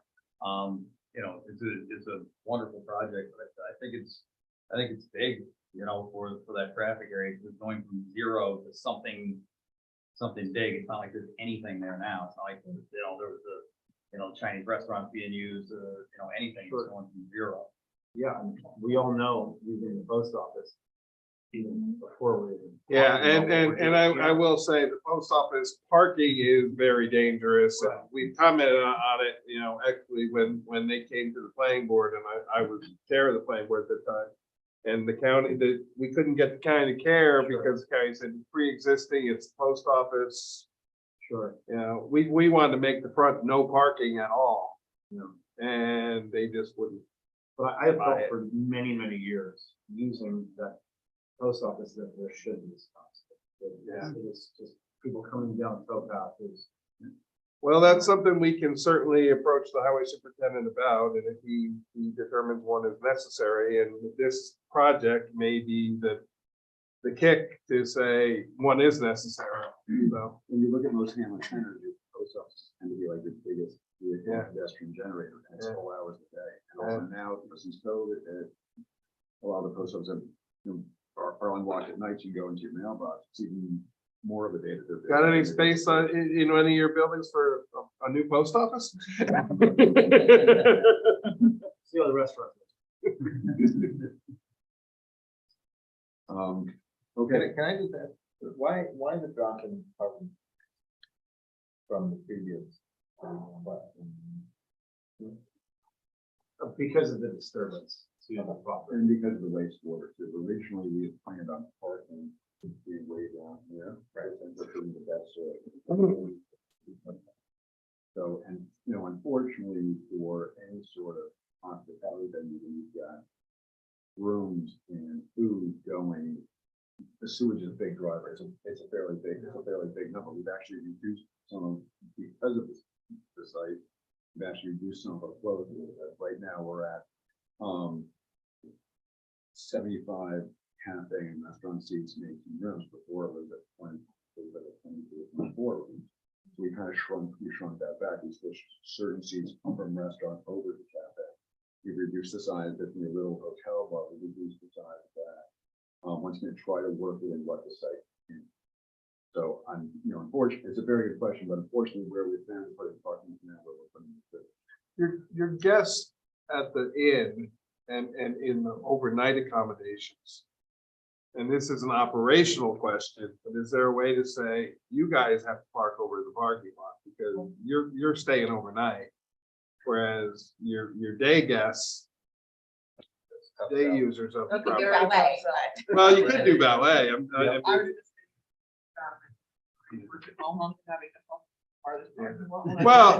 Well, you could make the ability to drop off in the car, but I'm just thinking out loud that maybe that's a way, because if your guests at the hotel are coming there, parking their vehicle, and then maybe not moving it very often, it's gonna consume a large number of your spots.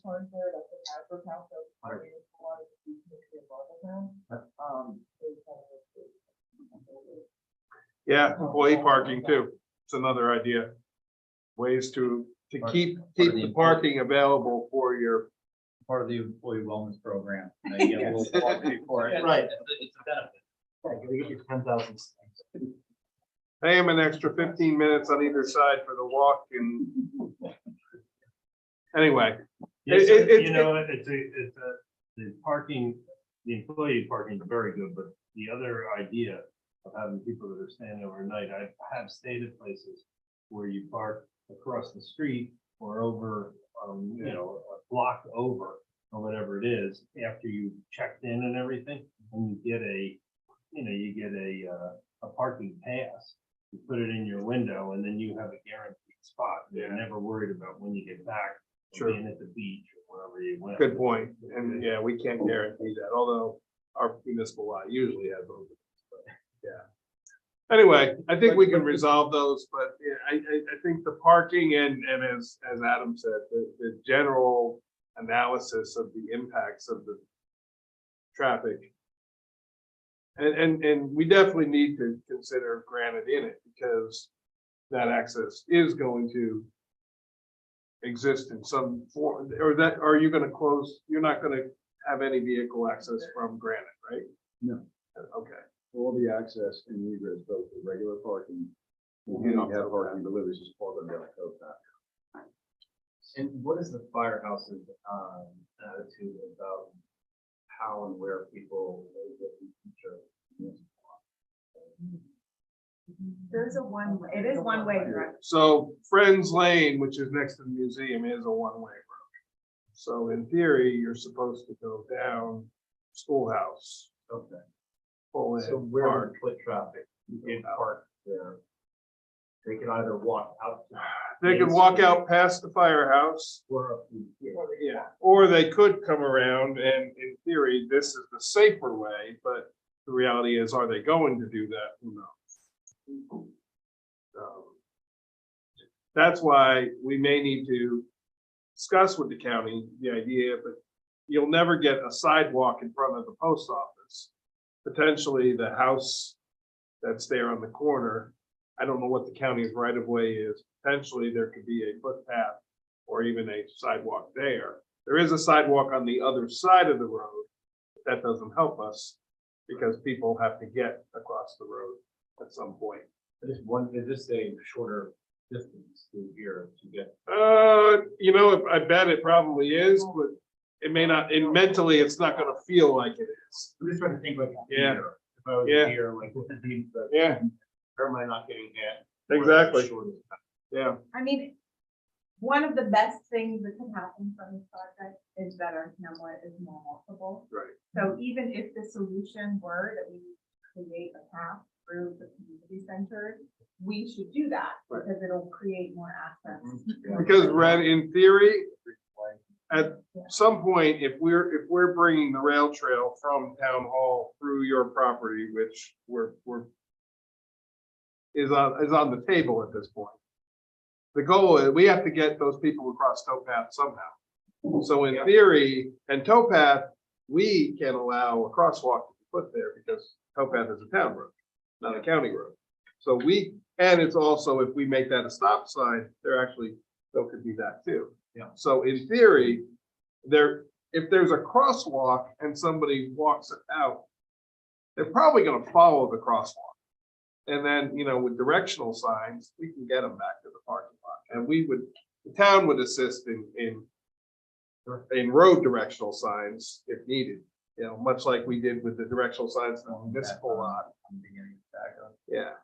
So, because ultimately, the goal is for the trail to come from town hall through your property, get across the street and continue into closing the 2.5 mile gap. So when and if that ever happens, who knows? But this is a big start. So I think the idea of getting people to cross there is probably where we should be looking into it. And we could, when we talk to Jeff about the sight lines there, we can talk to them about a crosswalk there. Stop sign, crosswalk, Yeah. sidewalk. A lot of good stuff could happen. Yep. right there. And maybe the county would even consider a crosswalk because on the other side, because there is a stop sign there and there is a sidewalk there, although it is a very narrow and not well maintained sidewalk, but there is a sidewalk there. And because potentially you could get customers want to cross and go down to the market. Sure. So we could potentially have a crosswalk both ways and that would direct traffic, but not have one down by the firehouse crossing over there. And, yeah, signage is going to be the key, whether people listen to it or not. You can't really control that. But And GLF Road is private.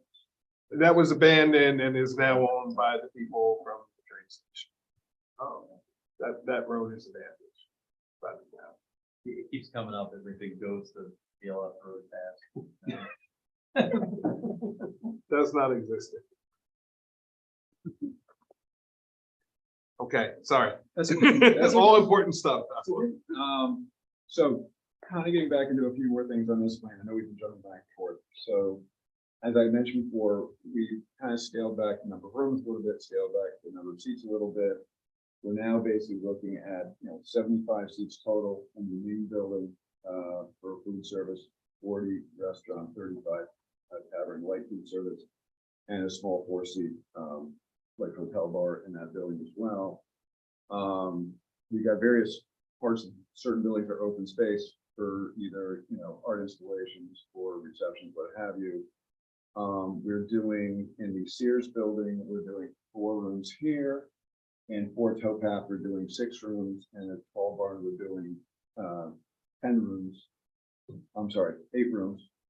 The Tall Barn's also going to have retail, such as a bike shop. We figured that in. The Coal Barn's going to be open space. The wellness building, we anticipate that's serving about 30 patrons. That's kind of more or less where we are right now as far as uses. We've also looked at the parking and water and wastewater and buildings from the perspective that if there's an event where, someone's holding a reception or something like that, you may be doing a different number of seats because it would be basically closed for just the event. So we do a different number of seats from the wastewater perspective to basically still do a DOH compliance on that. But that's kind of what we're looking as far as the various buildings as far as uses. You had brought up a point earlier regarding food. I didn't forget you. Usually what we've done is once we know a bit better what we're doing for food, we'll reach out in consultation with the owner to what would be your typical food delivery companies like US Food or Cisco to find out what size delivery trucks they have coming in for this particular area.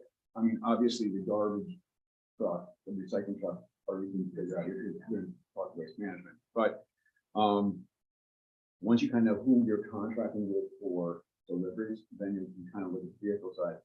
Then we would more or less tweak this a bit more to make sure it's going to work. For instance, and one thing to keep in mind is right now this isn't it's not going to be a gravel road here, but right now we do a gravel road right here. So we've already started discussing and looking at what we need to do, maybe formalize a bit more of this for full in or turn. I would ask that on your ultimate site plan that you show a turning radius to be able to, because we definitely can't allow a vehicle to back out on that road there. Okay. Or back in. But the one thing I did want. Now, and then I'll look at more than like Henry probably knows food store, more than a straight back truck. Yeah, it's probably a Yeah. box truck. I'm guessing your max box truck's probably gonna be 30, for the most part, your max box truck's probably gonna be 26 feet. What happens with a lot of businesses I deal with is that once you get, and I may be wrong, this, my understanding, is once you go to a 26-foot box truck, you need a commercial driver license, which then basically, drives most of your businesses. I think the trucks you're gonna see the biggest issue with is your beverage trucks. Mhm. When especially if you're getting distributors that are bringing kegs of beer and things, they tend to be on bigger trucks. I will tell you, down at Dollar General, they are the biggest offender of violating what they could pull up on the road and park on the road sometimes. But I think that's probably, my guess is that, and the garbage truck is probably gonna be your largest truck for width and height and everything else for your turnaround. And the good news on the garbage trucks is a lot of the turning radius is not bad because the wheels are kind of pulled in a bit. But you're right, the beverage truck is a concern. We are not planning on, nor will we be able to accommodate a full, 53-foot, semi with a full sleeper cab, because, that's, when you start getting into something like that, you're talking about 65, 70 foot, in length, like a 70-foot turners. But we will be taking it to the next level as far as whether it's beverage, whether it's food, whether it's, refuse and recycling, trying to find out what we're gonna have to make sure we can accommodate it, like we said, to come up with a way where we don't have to basically back in and out of here. Any thought of a circular driveway? I hate two cutouts on off the towpath, but if you had a circle, you wouldn't need it back in and out. You'd basically be pull in, pull out. You mean basically here and here? No, just over there. Just loop it around. Just over there, maybe. The problem one of the problems you're into right now is this is basically a wall here. You have and then you've also got got about 4 foot of topo change here too. So when you start looking at turning radiuses and then road profiles and disturbance, and also what does that do to the in-rooms aesthetically? It just ends up, if it was just, compact cars, probably no big deal. When we started dealing with delivery trucks, coming up with a way for base to them to pull in, turn around, workouts, probably. Be the best Probably way to could do get it. them to do it, essentially pull in, do a 3-point turn back. Yeah. I mean, Not back out. ideally, and the other thing to keep in mind is our delivery is going to be at off hours. So these 2 handicap spots, basically, that's going to more or less be part of the delivery area. So it's going to be you're almost going to have an L here. And we kept this a full width, and the existing, if you look at the road on this, it's basically mirrored there now.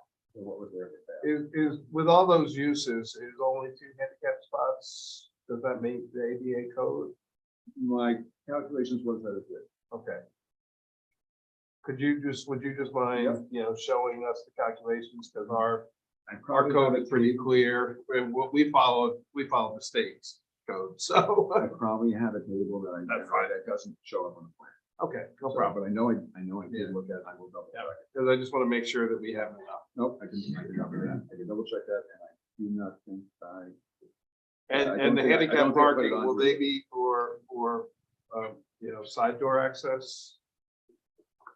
Like, a wheelchair van? Yeah, so that's, we have, if you look at this, we have a spot, and an aisle. Okay, So we have a Perfect. full size aisle. And actually, if you go to the detail sheet right here.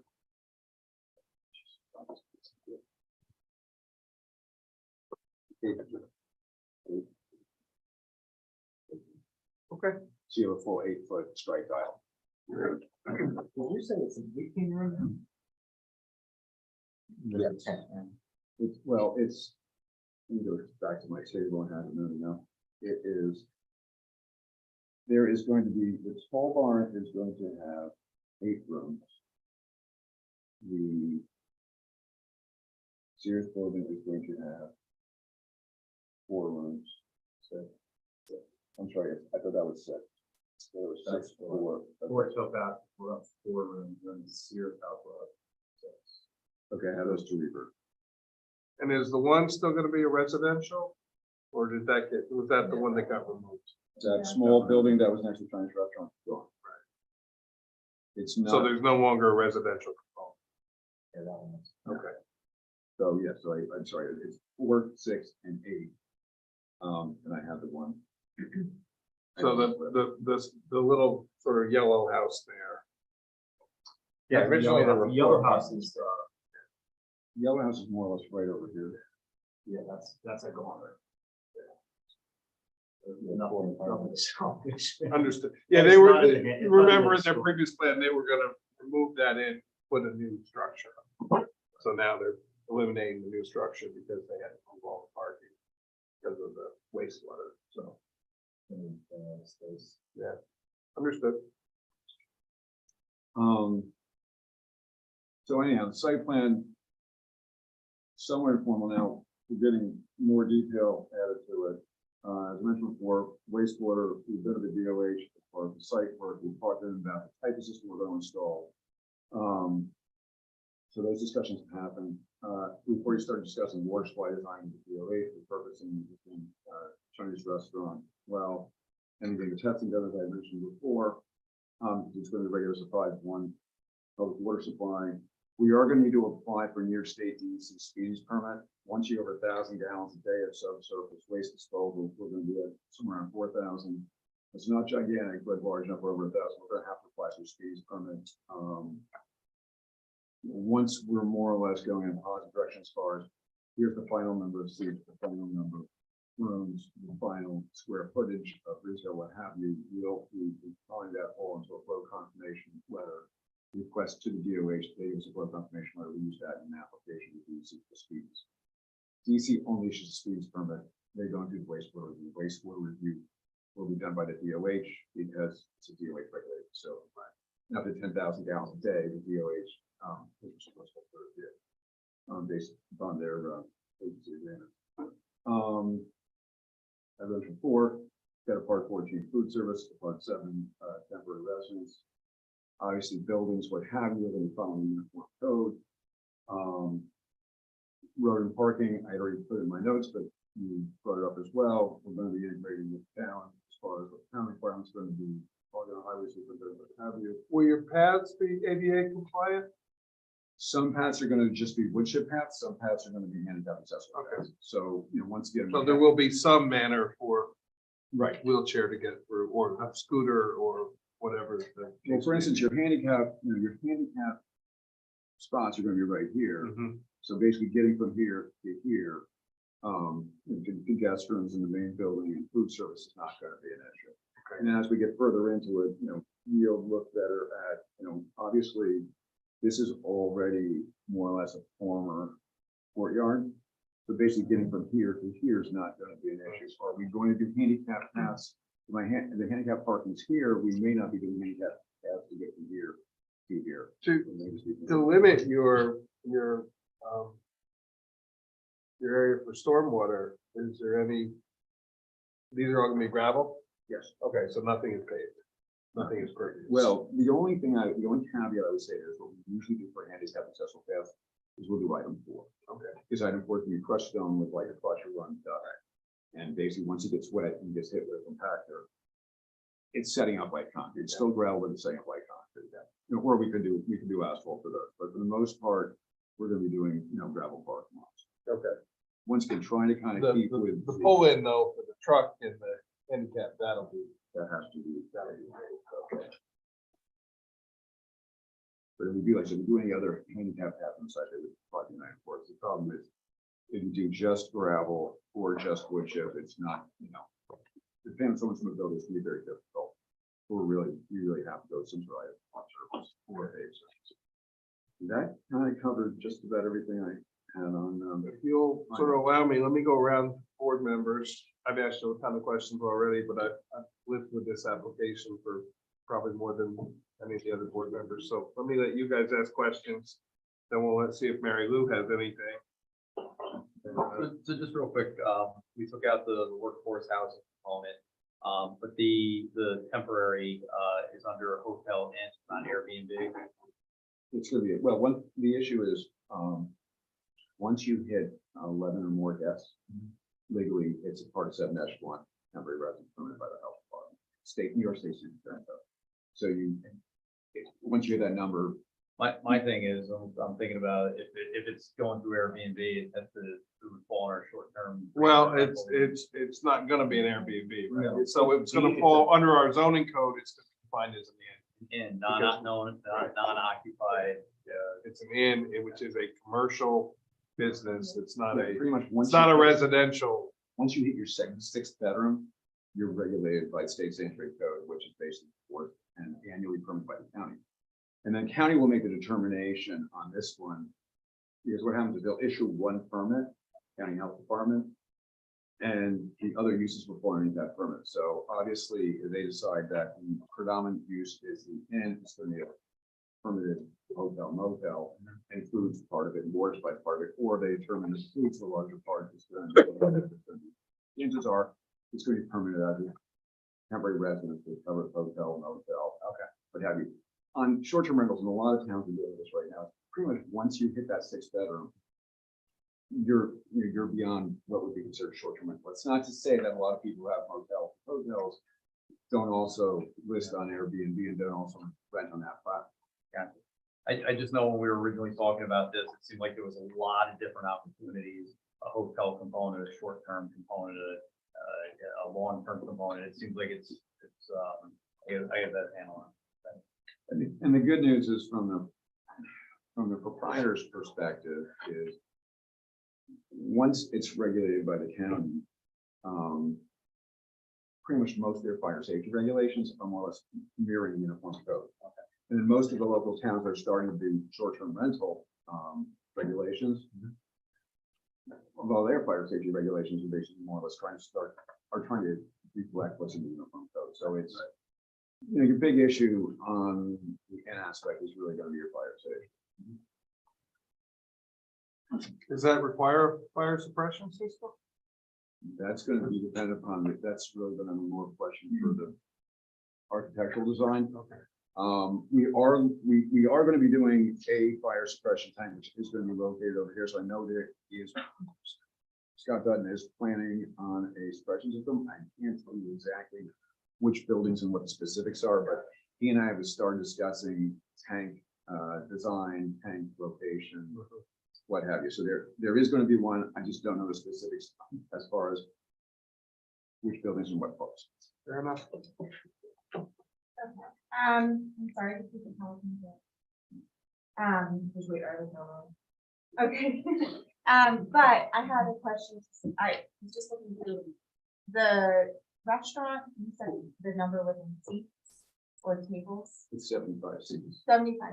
Okay, so with the adjustments, I just had a question about the target customer originally, or the presentation in April talked a lot about the community. So I'm curious if that's still with the sort of honing in of the usage a little bit. Is that still something that's possible for the restaurant to be, with something? Is it more ancillary to the inn, or is it still the idea to be a public, one that will have enough that both the inn customers and the public will become? Yeah, hopefully, one thing that I found is, outdoor space is something that, everybody enjoys. So the idea would be that, people can come outside and eat and drink, or like who are from the area, maybe they're staying in a hotel. And just kind of all mixed together. That's the idea. We are in the middle of town. It is a historic structure. We have ideas about who is going to come and frequent it. Definitely releasing the live here. That's sort of the game opposed to something that's not in the middle of town that may rely more on the people from out.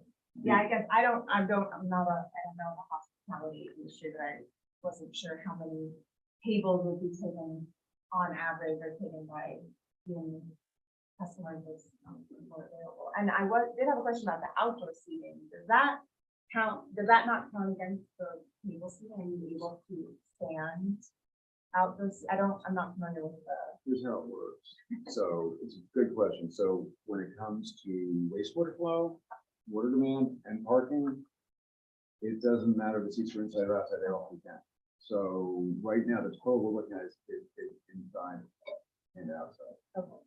The only way you can do that differently is physically move the inside seats outside, like on a daily basis, which Right. most owners aren't going to do. Regarding your other question, the number of rooms compared to the number of seats is fairly small, and basically when you're doing a room, it's 2 people per room. So obviously, the facility being open to the whole community and beyond as far as food service, would be one of the goals to make it successful.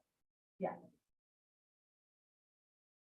And the wellness center bike shop, that's all also open. Oh, very much so. And I'm encouraged by the market in terms of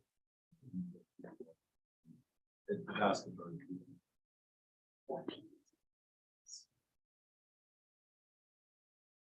Karen, you- I'm done, thank Okay. you. Charlotte? What kind of food you run off?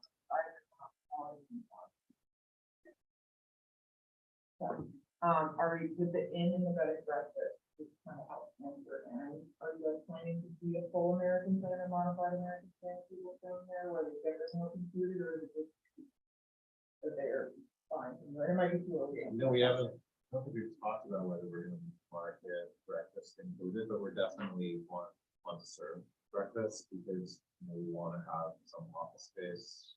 We're working on the second floor of the granary, so we want people who are working there to be able to downstairs get food. I think, you know, you have people saying that you kind of have to still.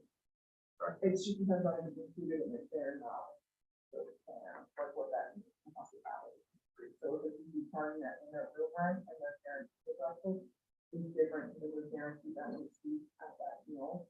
Get from your residents that are saying you get this thing there in the room. Sure. And you're not making this, you know, all the card comes with what they want from that Well, restaurant. I think it's all of them. All card, they would come in, it's just all for one property. There's about that. Yeah. Okay, fair enough. So then that would kind of free up some of those seats. My next, I guess, this is kind of, you guys are not that far, but when it comes to Portugal, having marriage, housing, long-term housing, living, you guys might want to consider offering people after that as long-term residents for you guys, or for your manager. There, you know, you guys question area, if there's no housing, there's actually no home, part of this one. So that would help you guys secure on the check or executive check, so the level of that to your residents, the possible in site plan, that's included in the salary. That was kind of what those housing and some of it, but if you put a better little staff quarters to be able to offer from the staffing, it was kind of, keep it back to both worlds, we still need to help in the area, but also having a benefit of business and not take away from the forward there. I would suggest. I have something else that I'm not going to. Question. Yeah, so echoing everyone else, losing the residential space, upsetting, you know, I think just the nature of the hamlet that we talked about is one combination that is business, residential, other use. So right now the hamlet is very short on residential units, the workforce housing. It's something we just set up a housing committee to try and figure out ways to do that. So if there's a way in any of this thing, if there's other space here to do something, I think that would be fantastic. I'm curious what you think the staff to run this, how many full-time staff would be required to run this? I will say, we can't do any additional without some type of sewer, some, we're using every, I mean, we've been basically pulling back on programming even beyond this house. Like there's stuff that we wanted to do in the building.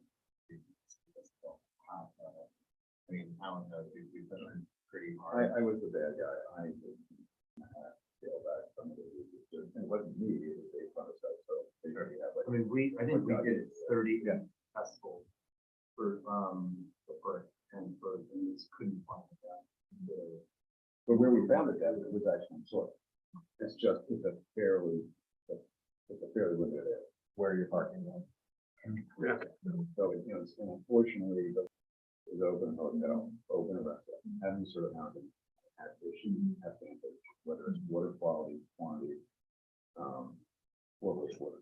Yeah, we don't want to handle the sound. Also, And I did not mention the water special, it will be an addition being regularly tested, for DOH regulation prior to getting approved, through all different levels, whether it be organic, biological, nitrates, nitrates. We also have a minimum have by disinfection. Is it classified as community water It'll system? be a non-community, a transient, non-community public water supply. Because after today, I am now an expert on community water. Let's hear it up. system. I'm sorry, Michael. I didn't Given, mean to given the jump fact in. there's multiple buildings, it's gonna be fluorination sodium hypochlorite, because we can't use ultraviolet, because ultraviolet does not work in distribution system. And the staff, yeah, the staff. Oh, yeah, estimated stuff. I think for the purposes of the CFA grant, we have needed, 14 people. It really depends on how busy the restaurant is. My hope would be that if we can have more, kind of full-time employees than that. But we have to hit a certain number of employees, basically justify their investment in the project. So, we have to be at least that. That's another reason why like it's like volunteer that is sort of like at a certain point we didn't have the income to support staff, we committed to get that all a lot of things shifted. Basically, we were able to the rest of it. And I should also mention regarding the staff question, for parking, because the town doesn't have a parking requirement for staff. We've also, we'll be looking at what's the maximum we can have, maybe 14 total, but so it's basically, it's going to be designed to accommodate the maximum we get on site. Anything else, Michael? Okay, I saw one thing in the seeker that jumped out at me, that there was a thing with the planning board in the schedule for lot line deletions. For the board, this is 3 separate lots. And at one time, they were looking to merge, but then came back and said because of financial considerations, leave them as 3 separate lots. It's So also that. is that still the case, and that's a mistake? Fort Tillcott has a different designation for SHPO, and Okay. so combining them would have meant a significant loss in tax credit. Right.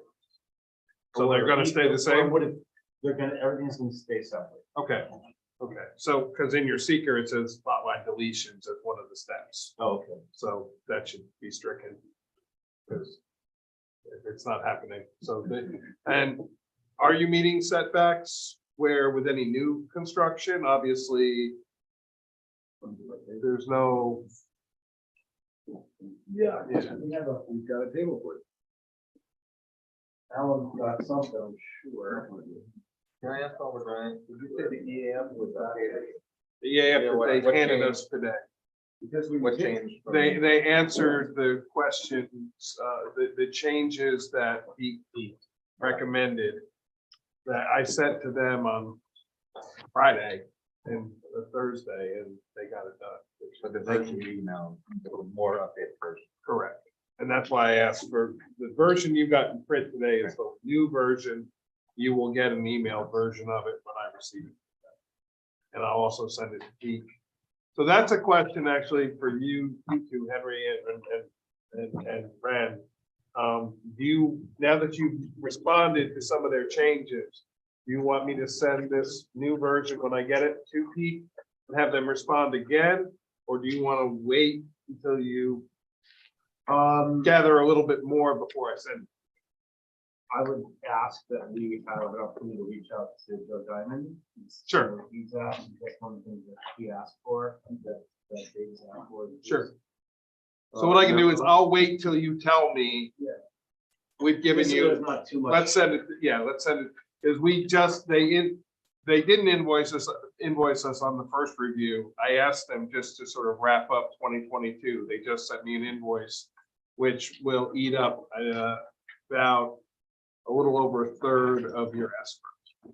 So you're still in very good shape of the escrow, but there, I don't want to waste their time and your money sending it with only 3 or 4 changes. If you're going to make other changes, and I'll wait and send it. So you let me know when you want me to forward it to them. So kind of anticipating this discussion, we went ahead and developed a table. So that everyone understands, 1, 2, 3, 4, 5 buildings are existing. This is the only proposed building. Mhm. So most of this is really going to be, anything you see on here is going to be existing, is basically cover the 5. And that's going to be the lowest cover proposed.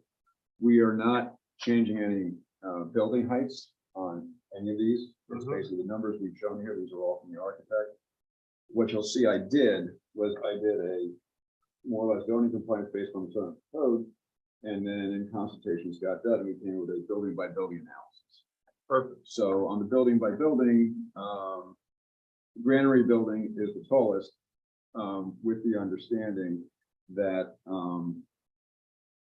the cupola takes it, takes it a bit higher. Other than that, most of the buildings are in the, 30, 20 to 30 foot range. We're not increasing the number of stories, so basically, Granary, 2 stories now, 2 stories later, Coal Barn 3 and 3, Sears House 2 and 2, Ford Towpath 2 and 2. The Coal Barn is 1 and 1, and then obviously the Wellness Building is going to be 2 stories. Like so the setbacks, you'll see them all in the earlier part of the chart where we've got, we're obviously exceeding lot width. We're obviously, we've got variable depth on the lot because it's an odd shaped piece of property. Your frontage really being up here, the reason we put down variance is because this piece just keeps going, all the way back towards town hall. Lot frontage, Well, this is side yard, rear yard, are all listed here. there's 3 lots though. It said the 7.2 acres is the total, it would be separate lots. Yes, the acreage is everything fine. Oh, there was. Yeah, if you look at the way we did the EAF of this whole lot. So is there gonna be anything we need to write in to the decision to make sure that? Only if we're giving any the equivalent of variances. Yeah, So anything that we agree on the site plan, that would be something that would have been a variance right, okay, or a waiver from the code, we need to include in our decision to the planning board to say, the town board has accepted these in return for the economic enterprise right, overlay. And we present that to the planning board, and then the planning board reviews it, knowing that we have accepted that. So So this analysis, it's based, even though we're not going to be removing a lot line, this is based on all the lots compiled together. So it's not a lot.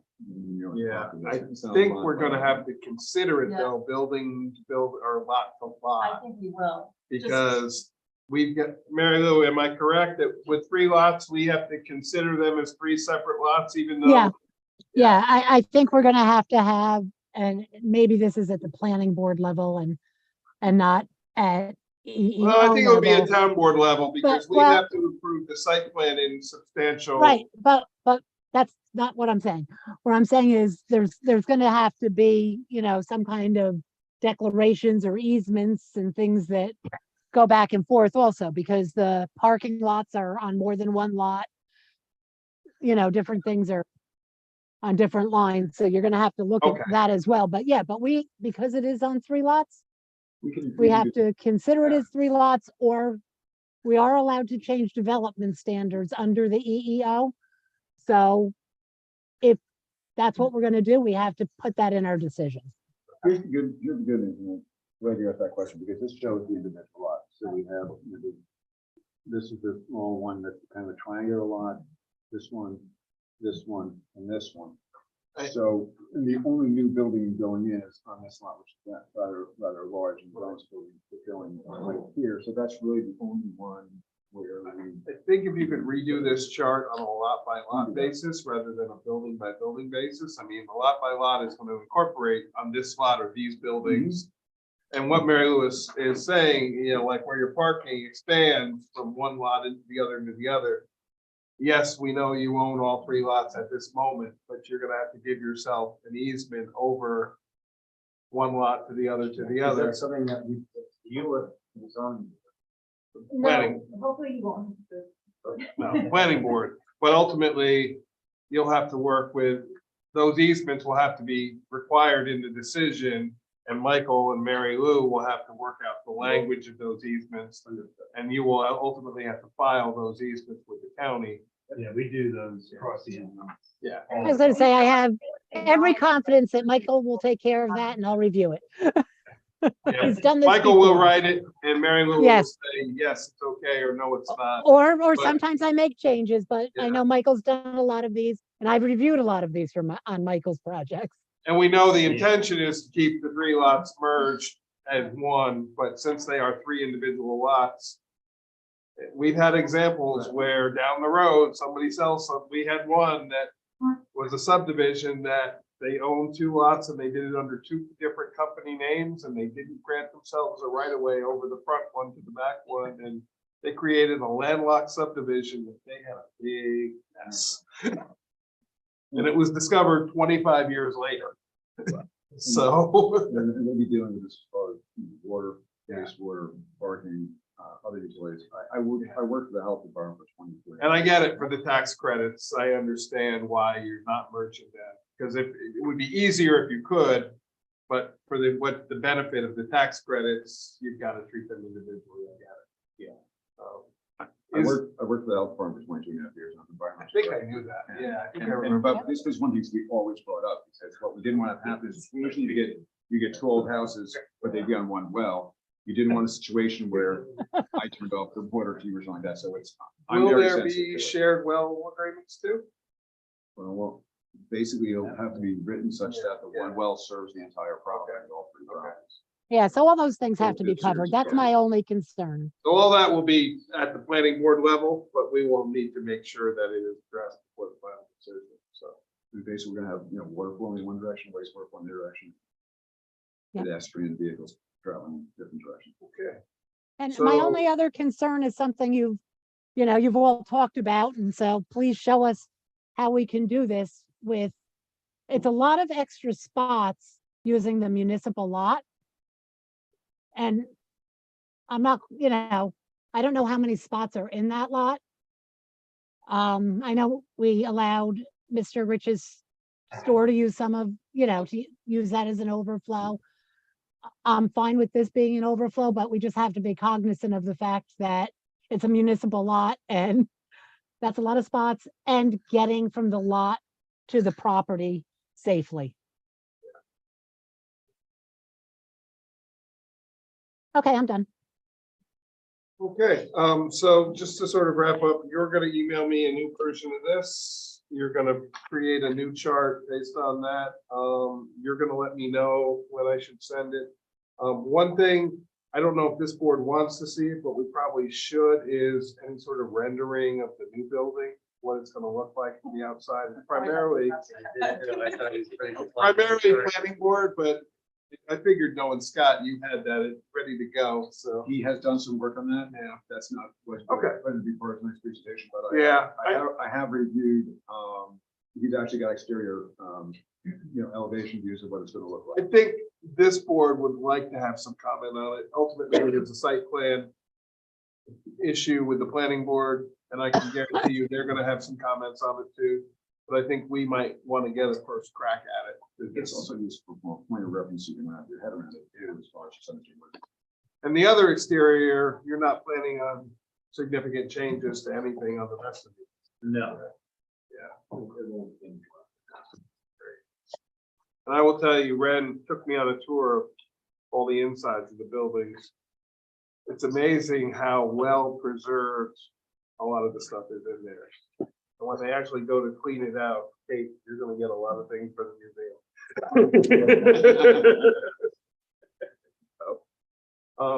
You guys got any questions for us? No, I think we've got our Yeah, I work. want to roll all three up together. I appreciate it. And I will probably get you everything with the exception of the device table. That's fine. Well, we thank the board for your time. Very helpful. And also wish you happy holidays. Thank you, Michael. Behind it. And let me know when you want to meet the highway superintendent. I mean, if you want to do it someday next week, if you want to wait until after the first of the year, whatever works for you, but just give me a little heads up, and he's usually pretty available, so unless it's snowing. Yeah, if it's snowing, we're gonna cancel, but. So. There you go. Okay, Thank you. Thank you very much. Mary Lou, we'll see you. Go Ranger. thank you, Yeah, guys. yeah, that's where I'm going for my birthday, Mike. 2.5 hours.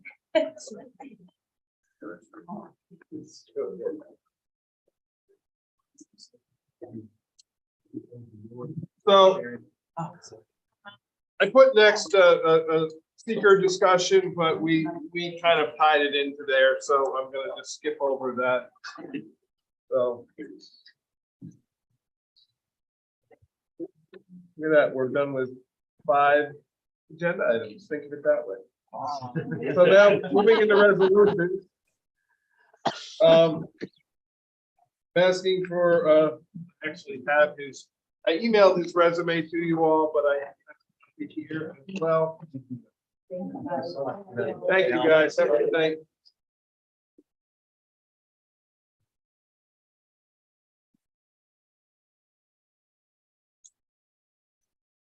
So, Adam?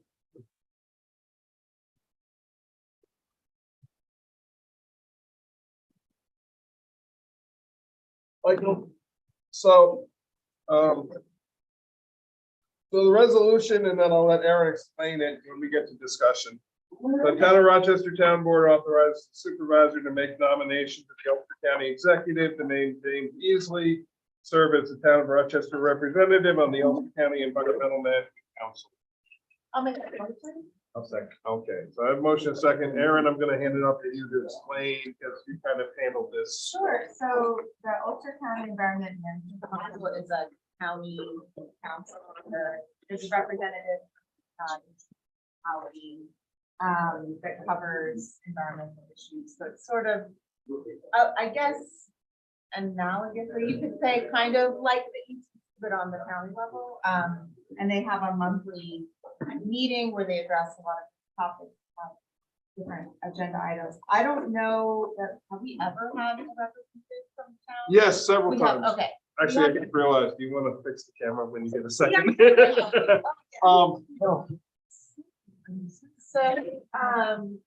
So we have, yeah, we have had members in the past. We've had a few years where we haven't had anyone sitting. Correct. And so we had our newer EPC member, James, has been attending the meetings.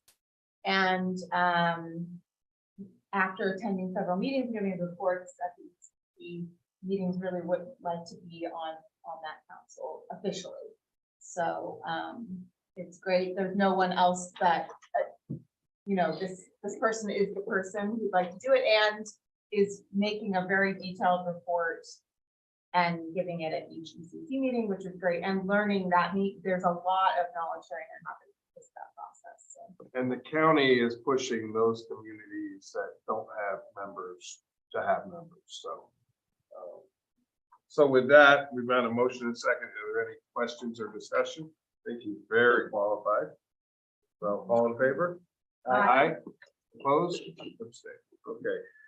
Next, we did a motion for the organizational meeting, but I realized at the organizational meeting, we're gonna set our meeting for 2 days later, and that doesn't give Kate time to notice our January regular meeting. So I'd ask the Town of Rochester Town Board. It's okay. You'll come back tomorrow. It's okay. Well, see the resolutions before. Look at that. Look how fast you were. Sets the January 2023 regular business meeting to be held Thursday, January 5th, 2023 at 6:30 p.m. at the Harold Woodley Community Center, 15 Tobacco Road, Accord, and request the town clerk circulate legal notice of the Make that motion. meeting. Have a second? I'll second. All in favor? Aye. Opposed? Abstained. Kate, would you?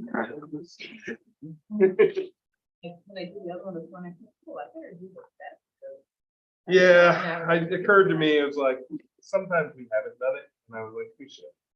So, the two additional motions,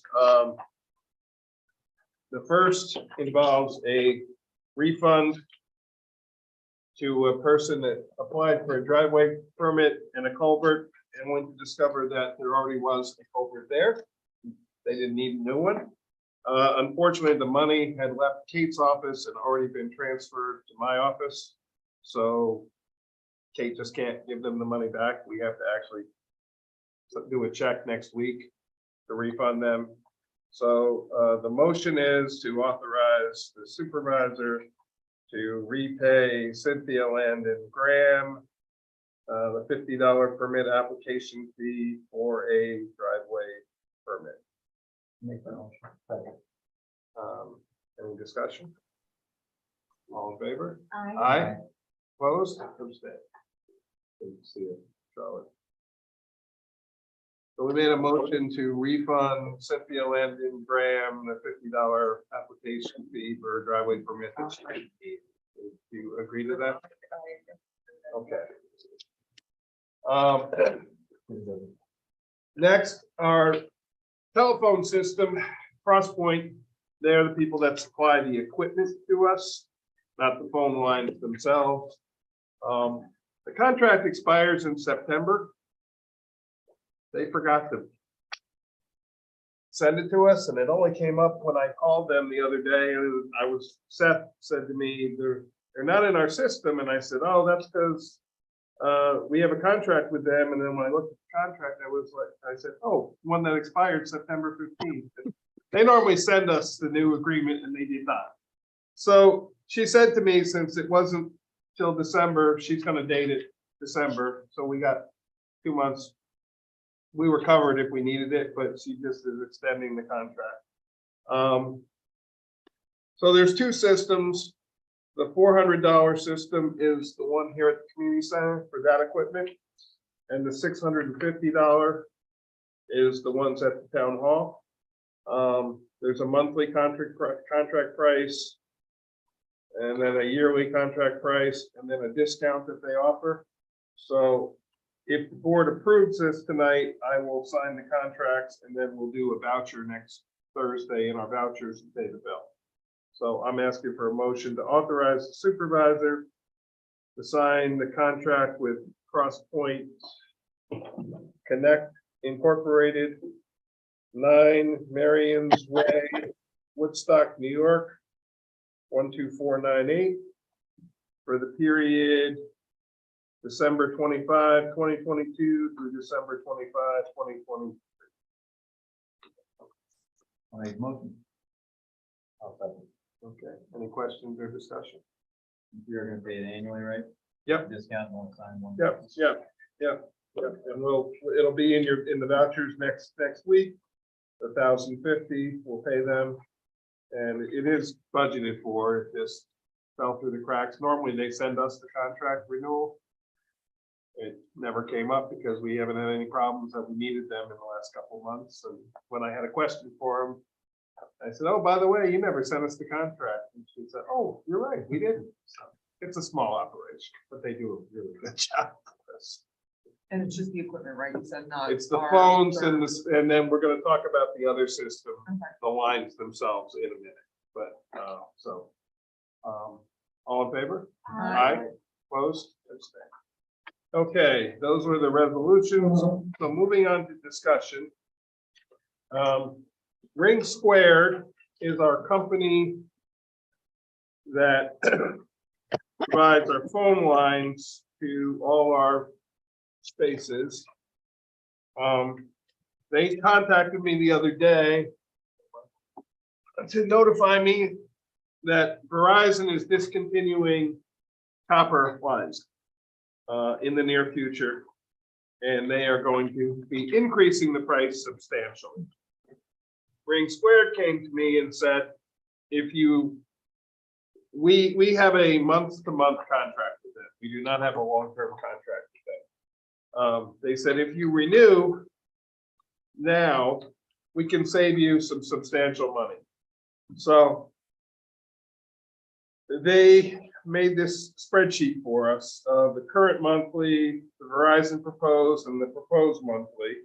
And you'll see down at the bottom line on the bottom right, it's actually going to save us $7.68 a month of what their proposal is from what we're paying now. However, in the process of all this, I went and checked all these phone numbers that we're paying for, that we've been paying for probably 8 or 10 years. Only discover that at least 2 of the lines are no longer in use. The 7171, we used to have that number. And we've been paying for it, and it's assigned actually to a fax machine somewhere. We called it and it was a fax machine, and it's not our fax machine. So, What about highways? no, it's not highways either. Because their number 7221, that's actually. Isn't their number 0107? Yeah. So their 0172, is that our fax, or that's highways fax? Our fax is 3702. Right. So I've identified all the numbers. The 5723 is a number that 2 supervisors ago put a direct line into the supervisor's office so they could have phone conversations with people and not be having to search. We have 3 phone lines that come into the building. There's a line assigned to each department, one for the assessor, one for the supervisor, one for the clerk. But sometimes when one is in use, somebody picks up one of the other lines. So Pam Duke had a direct line put into her office that Carl then utilized as well. When I got into office, I stopped using it, but we're not using it anymore. So I'm gonna go back to them and delete the 7171 and the 5723 lines as no longer in use. So you'll see that we will save some, we'll save $30 a month from what we're currently paying, and ultimately with the new pricing, we'll save $9.95 per line, so we'll save almost $20 more in addition per month. So we're going to save about $27 or $28 a month from what we're paying now for the same phone system. So what I'm asking you, and we can do this, we'll do the resolution next week. No, I'm sorry, in January. We won't do the resolution now, but I want to just explain this all to you, give you this information. Feel free to look it over. If you've got any questions on it, let me know. If not, I'm going to ask you at the regular meeting, not the organizational meeting, to allow me to sign the contract with them to save us about $30. So, hey, $360 a year more in our pockets. Moving to the next agenda item. We got a call, Seth got a call from a company that offered to do a free analysis of our heating HVAC system. They came in and came back with this proposal for change of a new system. The price is $28,907. It was unsolicited in that they called us and said, we'll give you a free estimate. We said, sure, why not? I looked into, under our procurement policy, under $35,000, it does not require sealed bids. We can do an RFP, get 3 quotes, or attempt to get 3 quotes, and then select from those 3. So that being said, Mary Lou, I don't know how to quite handle this since they sort of presented this to us unsolicited. I didn't know exactly what they were going to offer us when they did this. So if we write an RFP, can I then go back to this company and ask them to rebid it with our RFP? You're muted. You can. Okay, Yeah, you can tell them that we can't do this without an RSP. Right. And but we don't need it to be sealed bids. We just need a written, request for proposal. And we need 3. and I think you need 3. Mhm. Three written quotes. Yes, So they could present this same quote back again absolutely. if they chose to. And if we don't get through, we can't take that. No, we have to attempt to get 3. So if we don't get 3, we have to make our best efforts to get a 3rd, but as long as we can prove we've made best efforts, then we can take action. What are they proposing to replace? The whole HVAC system. I will Include get you guys, include the ductwork? Or the- the- the- installation installation, I don't think they're for the ductwork, but we had all the ductwork clean. Wait, all transitional ductwork is to be insulated ductboard and be tied into the existing supply and return ductwork, so, yeah. But we did have all that professionally steam cleaned a couple years ago. So they came to you and said, hey, we'll take a look at things and give you an estimate. Before you put it out for proposals, is it something that you feel you need? Well, we do have a system that I will tell you, only one guy at Costco has ever liked working on it. Everybody else, our system is still the original from the building. Yeah, no, if you need it, go ahead. It is a 70-year-old system. We don't necessarily need to do it. I will email this to you to let you all look at it. We have this year gotten more money in sales tax than we budgeted for. We've gotten more money in mortgage tax than we budgeted for. We're essentially in 2022, we're not going to need to use any fund balance and we're going to increase our fund balance. This is a capital project that we may want to consider. The question is, it's a substantial investment in town hall. We probably should have the discussion if Yeah. we're gonna stay there and look for another building. Right. I wasn't necessarily planning on having this discussion, but when this appeared on my desk this week, I went, well, I guess now it's time to have that discussion. So I'm gonna email this to you guys. Think about it. I don't need an answer right now.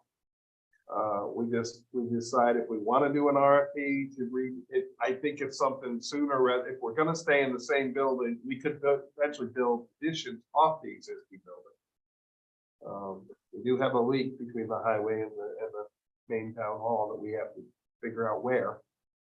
Running down, you see the water line where it's running down inside. It's not a lot, it's evaporating, but you can see the water line. So we gotta figure that out. Oh, you'll see it on Friday. Yeah, Oh, I'm yeah? sure. Yeah. Yeah, so there we go. That's why it was a discussion item. The two ambulance contracts, I have copies of the existing contract. The question is, do we want to, now that we have ambulance districts, do we want to change the contract in any way? Do we want to just go with these, offer them the same wording for each contract? Marbletown First Aid is obviously a much more substantial agreement, but I have copies of both. I think I emailed them to you. If you want paper, I can give them to you. So, okay. Yep. We don't need to decide tonight, but we should sooner rather than later get a contract in place with them in January. So probably at either our organizational meeting or a regular meeting, we should approve the contract. So think about it, see what you think, if we need to make any changes. The only question that has arisen really is level of response. Have you talked to any of them about whether they're okay with the contract? They're both ready to sign the existing contracts. Neither one of them has any issues with the existing. They both are happy to sign what we have. If we want to add anything more into it, then we're going to probably obviously have to get a discussion with them whether they will accept whatever language we want to put in. So the question is, do we want to go with what we have? Remember, it's a one-year contract, so we just formed these ambulance districts. And remind me, it's one-time payment or do we do this quarterly? No, this is very little, because we're collecting it from a taxing district. Should we pay them? Yeah. Can we pay them in installments, or do we have? I don't think so. I think that this I is, think once we do it as a taxing district. it's a district now. It's, So once the taxes are collected, so somewhere in early February, they will get them. I will tell you, Marbletown invited me to their little Christmas party, and we got huge kudos from them for how far we've come in the 3 years since we started talking with them. They're all thrilled with how it's working. KFAS seems very happy. Charles mentioned recently that some of the equipment they bought saved a life. So it's working. I'll come back. Okay. Okay. So,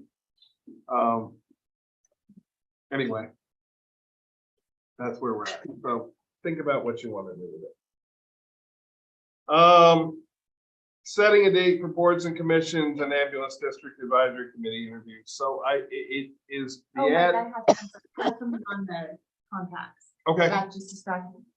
Didn't, PFAS ask for more funding than we set up in our taxing district? they did, but we can't pay them anymore unless we decide to pay them out of ARPA money, and that wouldn't necessarily go from the contract. That would be a separate payment that the town board would be taking out of town funds. Okay.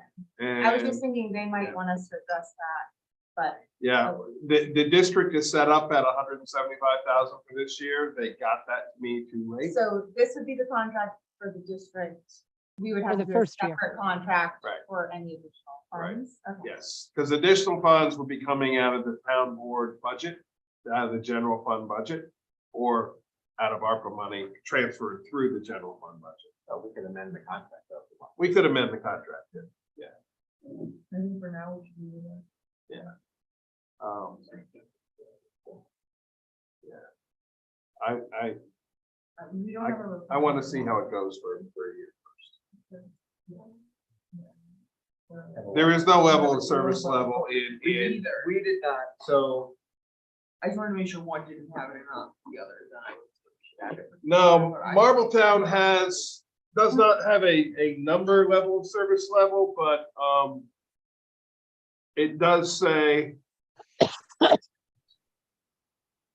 provide trained and qualified persons to provide BLS, EMS in accordance with the laws of New York State Department of Health regulations, protocols and policy statements, and regional and MFAU protocols and procedures. So, there's no level of service, but they have to provide people. So and we do ask for some basic reporting. they do Yeah, report back to report. us on a monthly or quarterly basis, whichever it is. I think it's monthly. I just wanted to make sure it wasn't important enough. No. I didn't- No, there is no standard of percentage of calls. And I will say, the more I'm on this EMS committee, the more I'm learning that what is considered a call, a completed call, varies according to which agency you're talking to, and in terms of the level.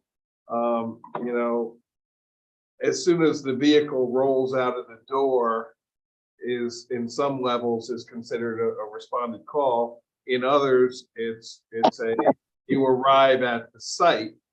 That's the completed call. So there's different criteria for different. When I say agencies, I don't mean the EMS people themselves. I just mean in the reporting statute. So we're hearing one reporting statute, and then the county is giving me a different number because they're looking at it from the different standard. Well, so if we want, we can ask them to, because we're not allowed to pull county data. We could ask if they send us the actual county data. That's one thing we could add if we wanted to have some kind of high from a response rate perspective.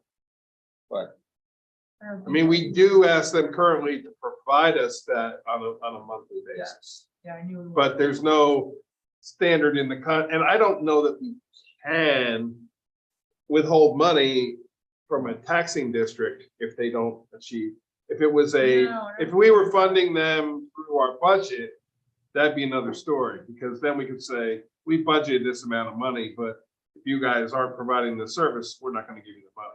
But now that we've created the taxing district, we're kind of all in to give somebody that money to service. Now, the contract, because in creating the taxing district, we didn't create a Cohasset First Aid District and a Marbletown First Aid District. We create two ambulance districts that we're now contracting with these agencies to cover.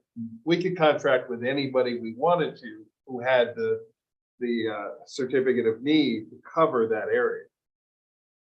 So I will tell you, the county just appropriated 600 and some $1,000 they added to next year's budget in an amendment that was unanimously put out to create a full-time EMS coordinator for the county and to take the remaining to provide equipment and staffing for some type of service. They're going to wait till they're doing an analysis right now. The committee that I'm sitting on we hired a consultant who's doing an analysis of the whole county. That's going to be coming back in the early spring. They want to take the funding that they just appropriated to either do a county BLS ambulance or 2 ALS fly cars, which means they would respond to a scene, they could treat, but they couldn't transport. They'd have to transport by ambulance, but at least what the fly card is, it gets there, diagnosis, treats, and then recommends what the transport should be. So the county is getting involved to some degree. They're just dipping their toe in the water, but it's happening. And I complimented them at the meeting for adding that budget amendment. They don't normally do $600,000 budget amendments off the floor. That's a pretty significant budget amendment, and it was received very well. So it is. So my point is, though, they're starting to understand. So I think it'd be good to see financials. yeah, well, we have to. The financials are in the seeing the financials. I mean, they have to prove the need for what they're asking for.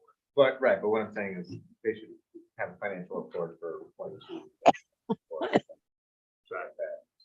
That'll be good information for the board that we're going to set up too. Okay. So what I'm taking then from this conversation is that we're okay with these Yeah, we're fine existing with you. contracts. So I will bring this. Mary Lou, is this something I can do at the organizational meeting, or should I wait for the general meeting? You can do anything at any meeting. Understood. So you can do it at the organizational meeting, but Being other that it's meeting's gonna be- a yearly contract like that, I almost think I could justify it being at the organizational Mhm. meeting just 2 days earlier, but it's done, man. yeah, you hire me at Okay. the organizational So meeting, I right? will, that is true. Okay, so I will do that, and I will get these tied into the organizational meeting, approving those 2 contracts, or offering those 2 contracts. Approving me offering it to the agencies is what we'll do, so. So that being said, then, the interviews. Do we want to schedule a different date than our normal workshop meeting? Because it's a substantial number of interviews with all the boards and commissions, the ambulance districts. Or do we want to do that at our workshop meeting and schedule a second workshop meeting for a different date in January? We don't have to decide either one right now. But I just know that we got a lot of planning and zoning stuff to keep working on. And if, as it is tonight, it's getting late, and I don't think we're gonna get through half of what I was hoping to get through tonight. So I think we probably should schedule a separate meeting for one or the other. Either we schedule a separate meeting for our interviews, or we schedule a separate meeting for our other stuff, our normal workshop stuff. So Yeah, I like taking time for the interview. I want to give everybody 15 or 20 minutes at least. And the interviews are in the- They are an executive session. I'm just thinking we should, I think. They don't have to be, but they usually are. He doesn't have to show up here for a month. I'd take him. Well, we would do all the interviews at one meeting. Yeah, that's what I'm saying. I think we should do that as a separate meeting, just the interviews, so that Yeah. we don't have to get stretched Yeah, out for a but bit of time or. We can do that. We can do that at our workshop meeting. And then just schedule another workshop meeting. They're both going to be considered workshop meetings. One is just going to be interviews, and the other one is all the other workshop business. I So think the we should question is- Schedule a next meeting for interviews. Okay. I've told people to get, it sort of closes on the 15th roughly of January, so it should be toward the end of the month. And is So- that, are we just doing ambulance or other boards? for that Everything. meeting? Yeah. Because we normally do our appointments in February of new or reappointments. Then we definitely need another meeting. Yeah, yeah. Because remember last time, Yeah, we interviewed, not last year, but 2 years ago, I know we did it by Zoom, and I think we interviewed like 15 people. And Yeah. we were like 4 hours that night. Yeah, so, which is a good problem to have. yeah, no, it is a great problem. to have. There's quite a few. There's quite a few. I don't have it in my head. There's a number of reappointments. There's a number of possible reappointments. The ad, what I was starting to say, the ad will appear in the Shanghai Herald tomorrow. Also, they're not doing an issue the following week. So I will then consider putting it also in there the first week of January. It didn't have a date cutoff on it, though. I forgot to put that on the date cutoff. It would also would have taken it into another line, which would have made everything in the font really small. It's a 1/4-page ad. And I combined the ambulance in with the other boards, so we just did one ad. It's $120, but it's $120 well. Okay, so find another date toward the end of the month that will work for you guys, and we'll go from there. Michael, any updates at all on the charter spectrum? Send the red line. Ask for. Well, fine. Okay, any response? Okay, And I added, so basically. So people know, it dropped from 16 to 15. Because there were 2 passing it that were essentially properties that are already on the list. And I think they wanted 108. And I asked them about their contribution slightly. So. Said we should do it for 75. okay. I haven't gotten that. Okay, so what I'm gonna do before we get into all the laws and stuff. And we may be able to let Mary Lou leave too for the law stuff. So here's where I'm gonna insert the discussion on the Town of Rochester exchange. So to fill you in on kind of what happened is the outdoor, we've got the trailer, which we fixed up very nicely and is functioning really well. And then the outdoor area under the overhang, water was collecting there, things were getting wet and damaged and stuff. So there was a discussion about building a sort of platform thing to raise it up. We went back and forth. We didn't really want volunteers there working with power tools while the public was open and things. So ultimately, I went to a meeting, and our gentleman that's here tonight is from the Rotary, who was with that meeting, and kind of I agreed to, okay, you're gonna build it off-site and bring it there and put it in place.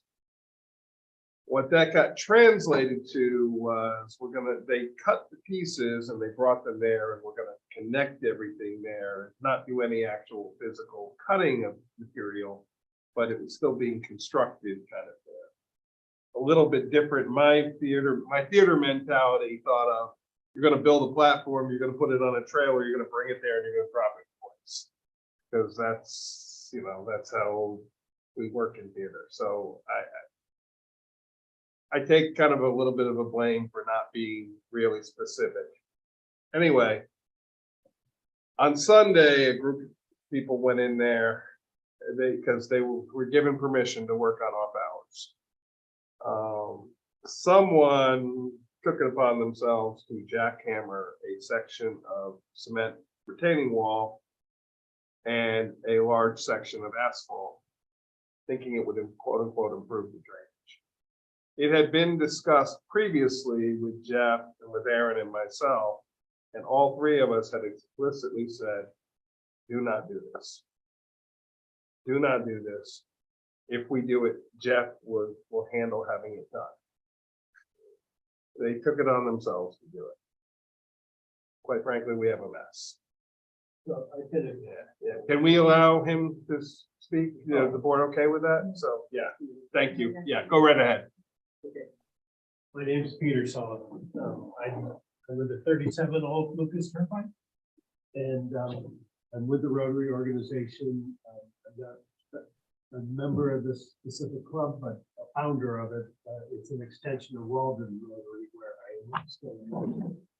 Anyhow, we wanted to do good in the community. We're just getting going as a club. We have 10 members. We don't want to cause any harm, but when we were together at that meeting, and I'm a non-builder,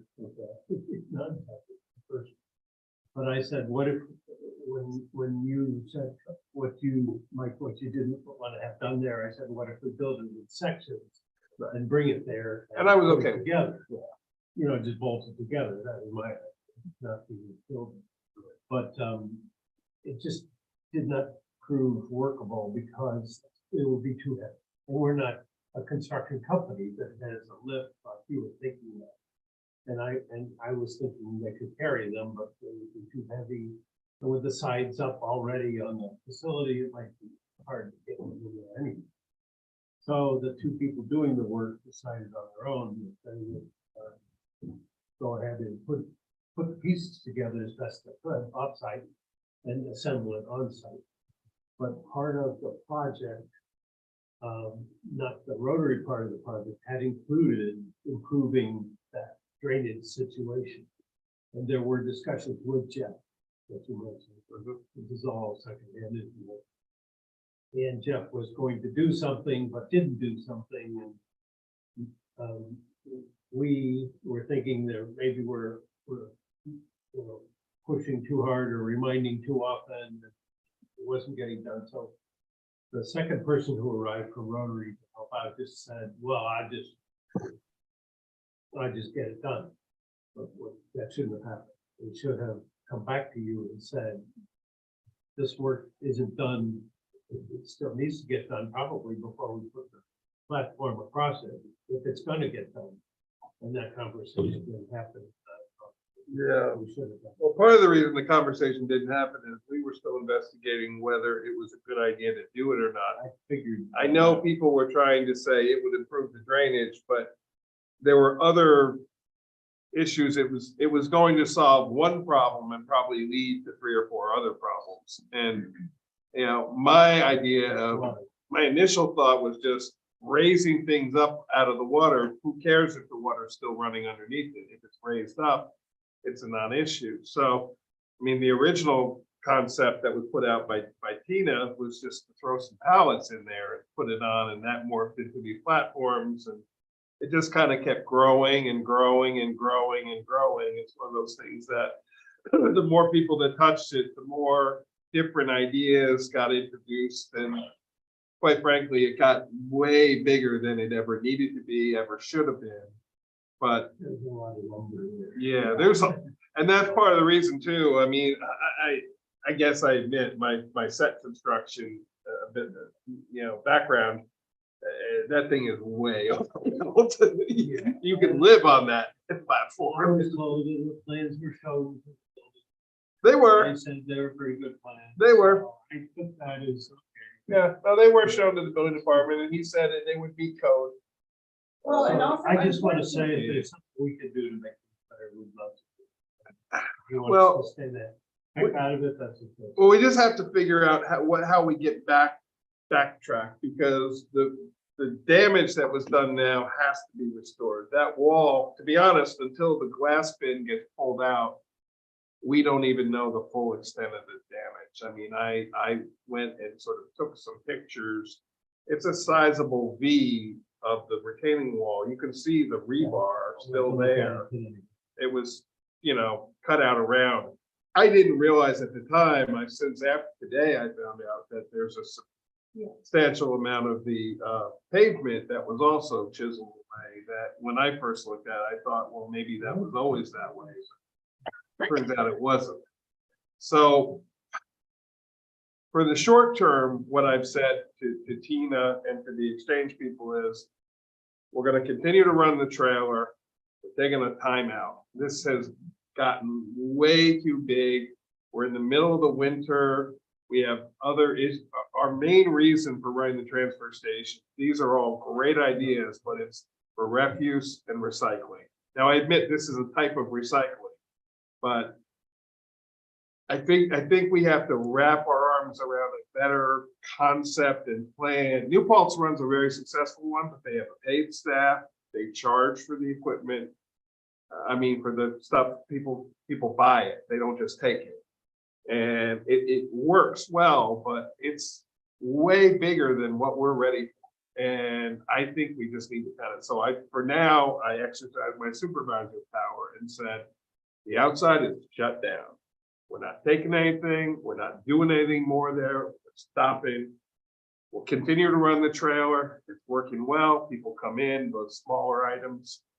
Great. The volunteers can focus on that. We gotta take a step back and get the enclosure around that structure was kind of done without asking too. And quite frankly, it really has created sight distance issues that if somebody's coming around that corner with a vehicle, they can't see through now. If somebody's standing there, we could be in some serious liability issues. And I think I just want to add that, thank you for being here, and thank you for what you said, and I know that you haven't been involved with the whole scope of this. No. The conversation about the removal of town property through jackhammering was had. That was an explicit conversation that we had. That volunteers were told, it is not up to you to fix any drainage problems on town property. And that solution was something that got inside people's heads, even though Jeff never said he thought that was a good idea or a way to solve the problem. So it wasn't simply this on the site, oh, what if we do this? Yeah. This was something that had been asked about happening months before, and they just decided to do it, even though Right. it was explicitly said no. The So that to people me, thought that Jeff was agreeing and Jeff was saying, no, I'm not agreeing. Yeah, and they were, well, we're waiting for Jeff to do it. Jeff wasn't going to do it because we weren't sure it was the right thing to do. he said jackhammering can cause issues in the future that you won't know until. So maybe we shouldn't have started at all, if that drainage wasn't resolved. So. I Well, think yeah, for and that's me- where I thought the platforms were just gonna sit on top of the existing thing, and the platforms were supposed to solve the drainage issue. So by raising things up. And it was, again, too many people with too many different ideas heading in their own direction. Well, and I guess for me, the reason why, the reason I brought that up is because it's, By the way, we still very much support your Rotary Club. the Yeah. reason that- No, absolutely. This bears no ill feelings at all. I think it's a great, The reason I brought that up is for context, because we can't have that happening on town property. yeah. It's not by employees, it's not sanctioned work, and so we have to, I think whatever way we find forward, that kind of thing can't happen. It's not safe, it's not. I think you were operating on what you thought what you were were being no told power by to- other people. We didn't have any power. Yeah. It's going to build it outside and bring it. Right. Well, okay, so maybe they brought some guns. Well, then something like and that. admittedly, I No wires, acquiesced no and said, cords. okay. But then they Yeah. hold up and. So. What they used, what did it jack? Yeah, so I appreciate you being here tonight. I think we're just gonna give it some time now. We are into the winter season. It's already a challenge there with snow plowing and snow removal and salting. I mean, we have people that slip on the ice, and I know that's why it was in such a rush, because they're like, well, when it rains, it's gonna freeze up, and now we have an issue. But quite frankly, the exchange is a nice idea. It's a very benevolent idea. It's an idea I support, but it's gotta be managed. And I feel like it's just kind of gotten out of control. And I think we just need to, and to give you a little history, the Free Pile started as a bring whatever you want. And we didn't used to be open on Wednesdays and Thursdays. We literally, our former staff, and I had them weighing it, were throwing away over a ton a week of junk. Because everybody looks at something and says, oh, I can't use this, but somebody can use this. And they would leave it there. And every week we would throw away 2,000 pounds that cost the town a fair amount of money. So during the pandemic, for health reasons, but also full admittal that it was a chance to say, stop, we're not doing this anymore. And then a year ago, a number of people came in a meeting in this room and talked me into trying it. And it's working, but it's not working. We don't have the volunteers that we had in the beginning.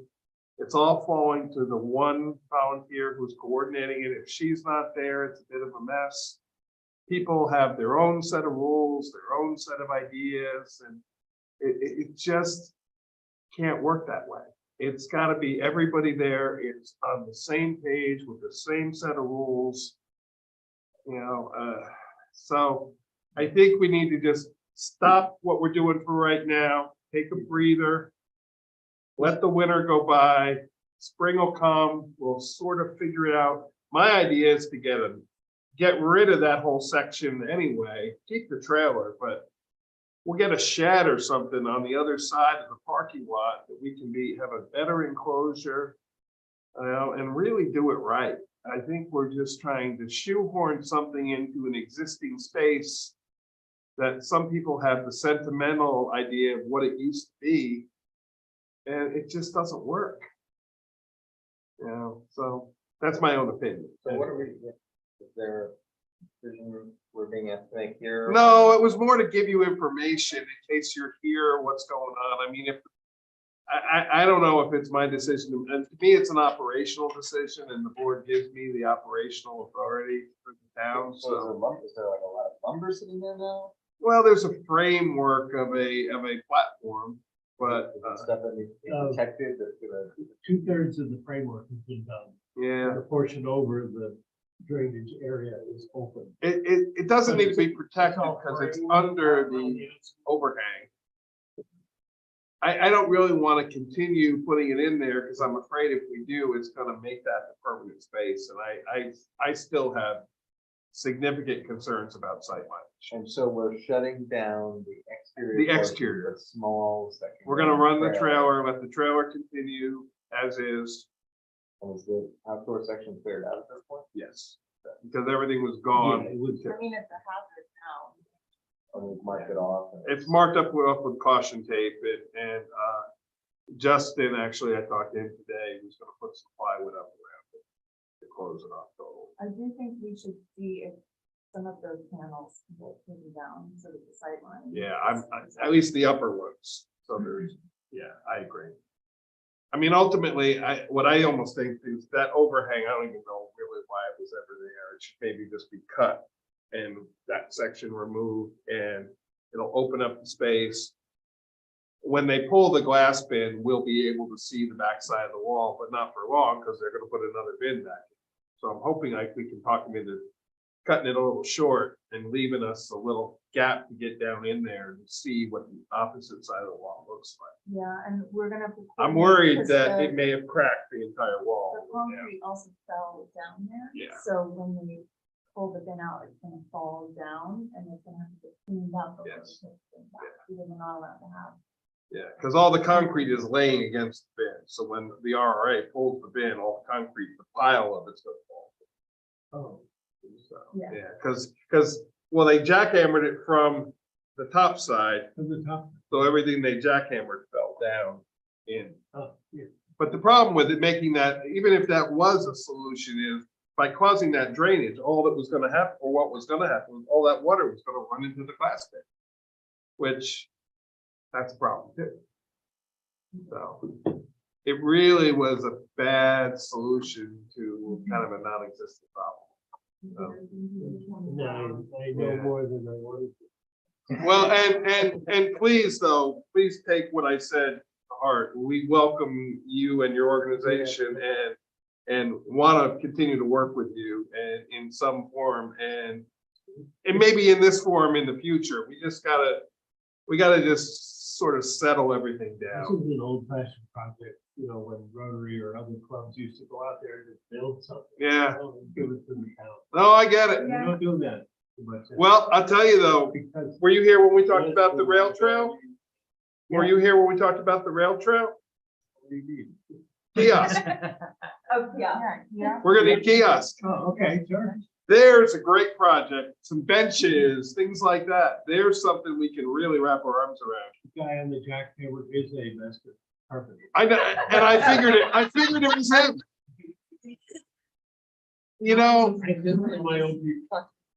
he had it with him in the car. Wow, that scares me a little right there. The fact that he carries a jackhammer around. But, You never know. I used to carry a sawzall around, so.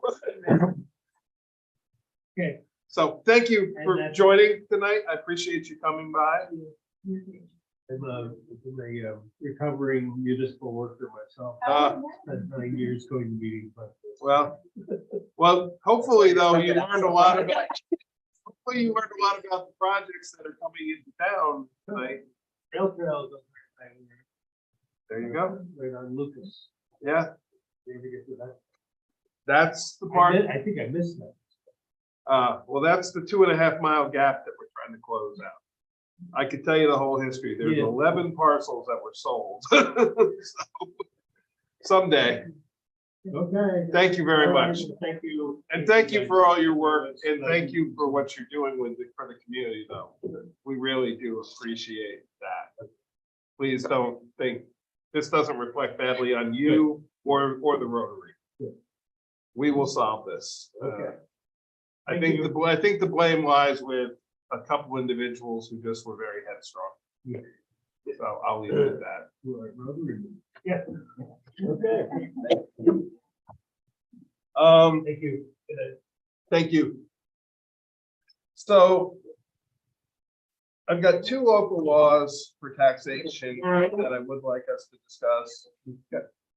We've got the dark skies law, the subdivision, and then I also have the model cannabis law. It's 9:30 at night on a holiday weekend. What do you guys want to do? I also would like to have a discussion with attorney's meeting with Mary Lou, that we would stop the meeting, have an attorney's meeting, and then reopen the meeting to talk whatever we want to talk about in the laws. Do we ever need public hearings scheduled for the audit? Yes, too. We could talk about some of these local laws at the audit meeting, we couldn't. So to give you a quick overview, so the 2 taxation. Jeremy wrote a little memo, which I'll give to you. The state upped the senior exemption and the exemptions for persons with disabilities from 29,000 to 50,000.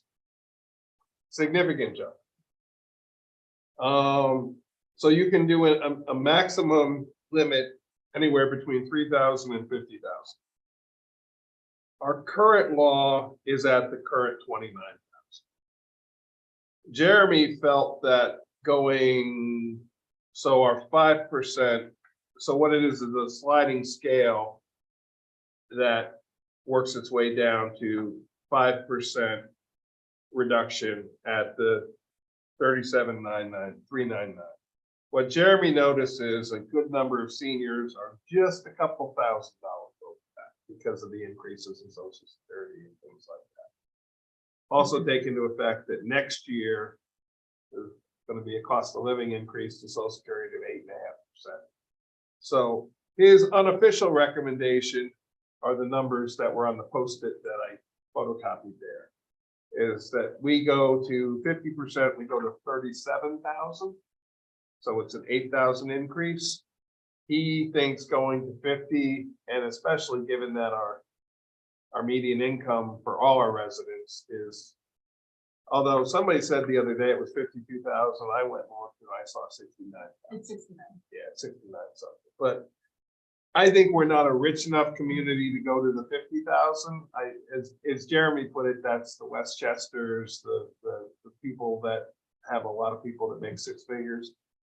Yes, we want to take care of our seniors, but bear in mind that every exemption we give to the seniors, the tax amount gets pushed to the other residents to make up the difference.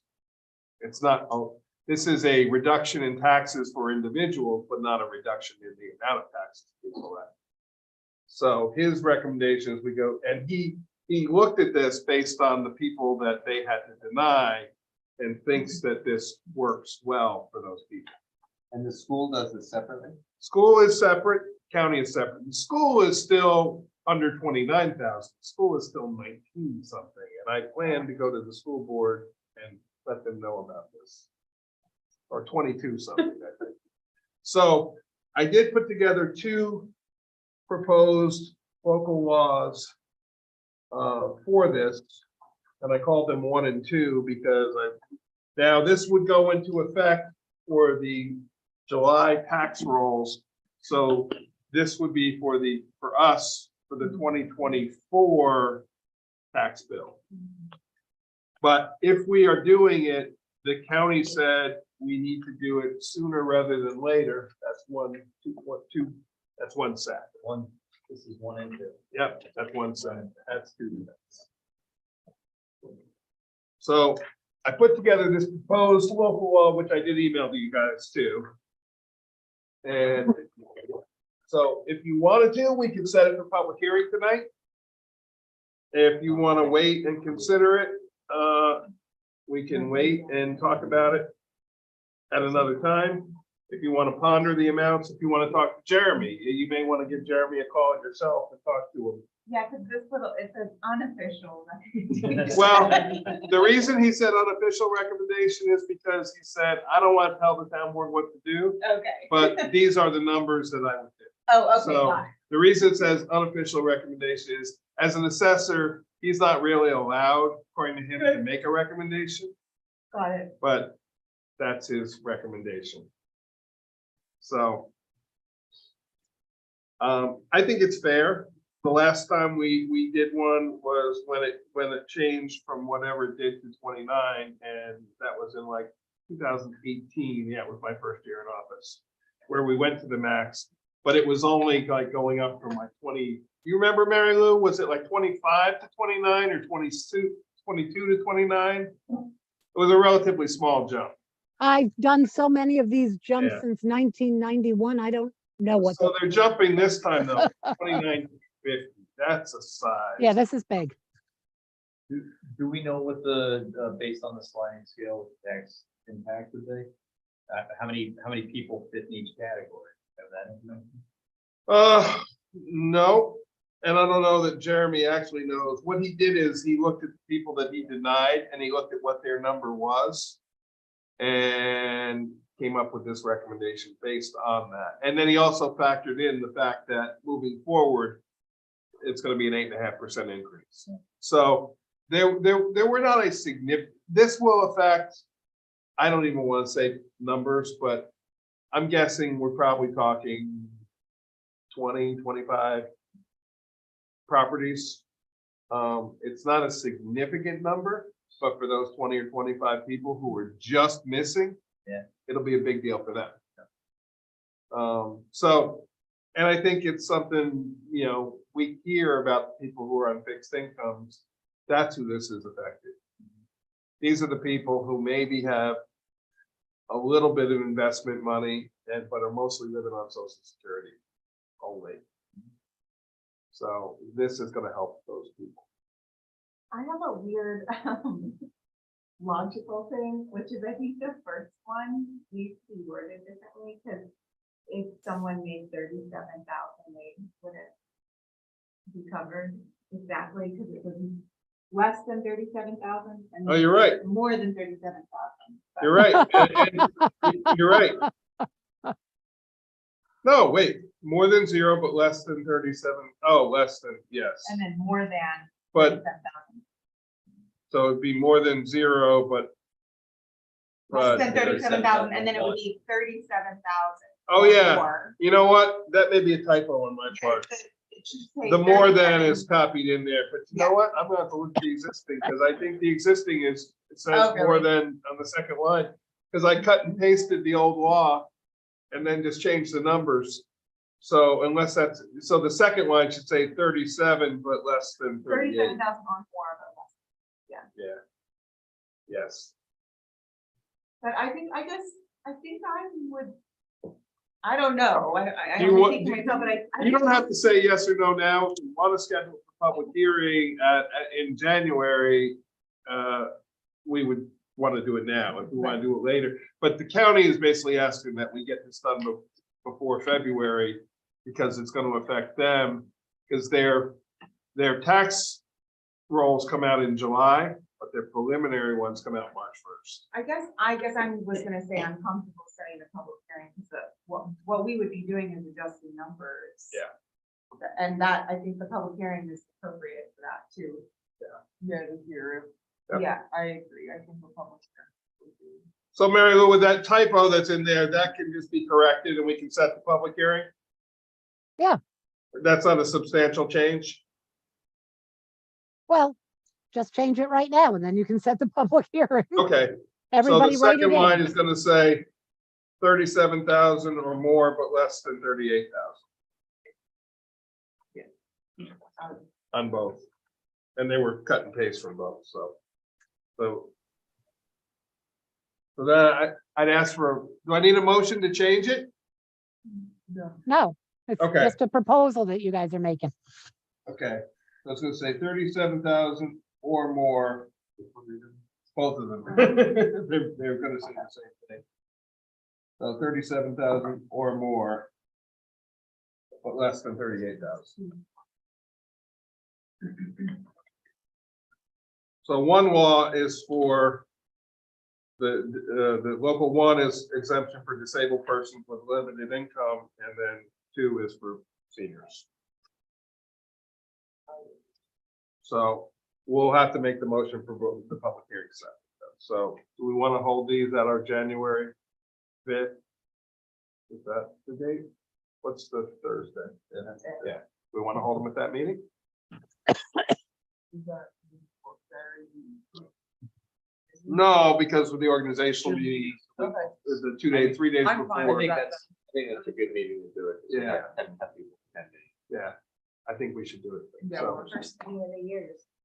yeah, Let's get after there it. you go. 5 hours. That's part of why I want to get this in and get it moving down. Too, so. Okay, so I'll make a motion then that we set public hearing for local law 1, 2023. To be held at 6:30 PM. Thursday, January 5th, 2023. At the Harold Lipton Community Center, 15 Tobacco Road, Accord. And to request the town clerk circulate. I'll make that motion.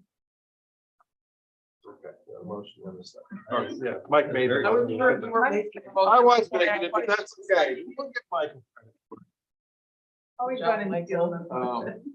Stealing my That's only thunder. twice a year. We got it down, guys. All in favor? Aye. Opposed, abstained. Okay, next motion. Setting public hearing for local law 2 of 2023 to be held immediately following local law 1, 2023. January 5th, 2023. At the Harold Lipton Community Center, 15 Tobacco Road, Accord, New York.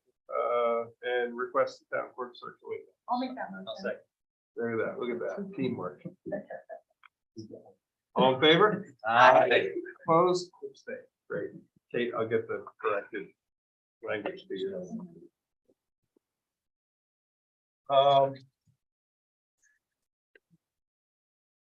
So do we want to have the meeting with Mary Lou and then we can get, we need to talk about the water issue. Mary Lou, should that be a meeting with you or should we talk about it in public? No, because we have to talk about legal things. Okay, I have to talk about legal ways to handle a situation. Okay, so I'm gonna make a motion that we recess the meeting for a meeting with our attorney. Okay, all in favor? Aye. Opposed, abstained. Okay, so Aaron, stop the screen.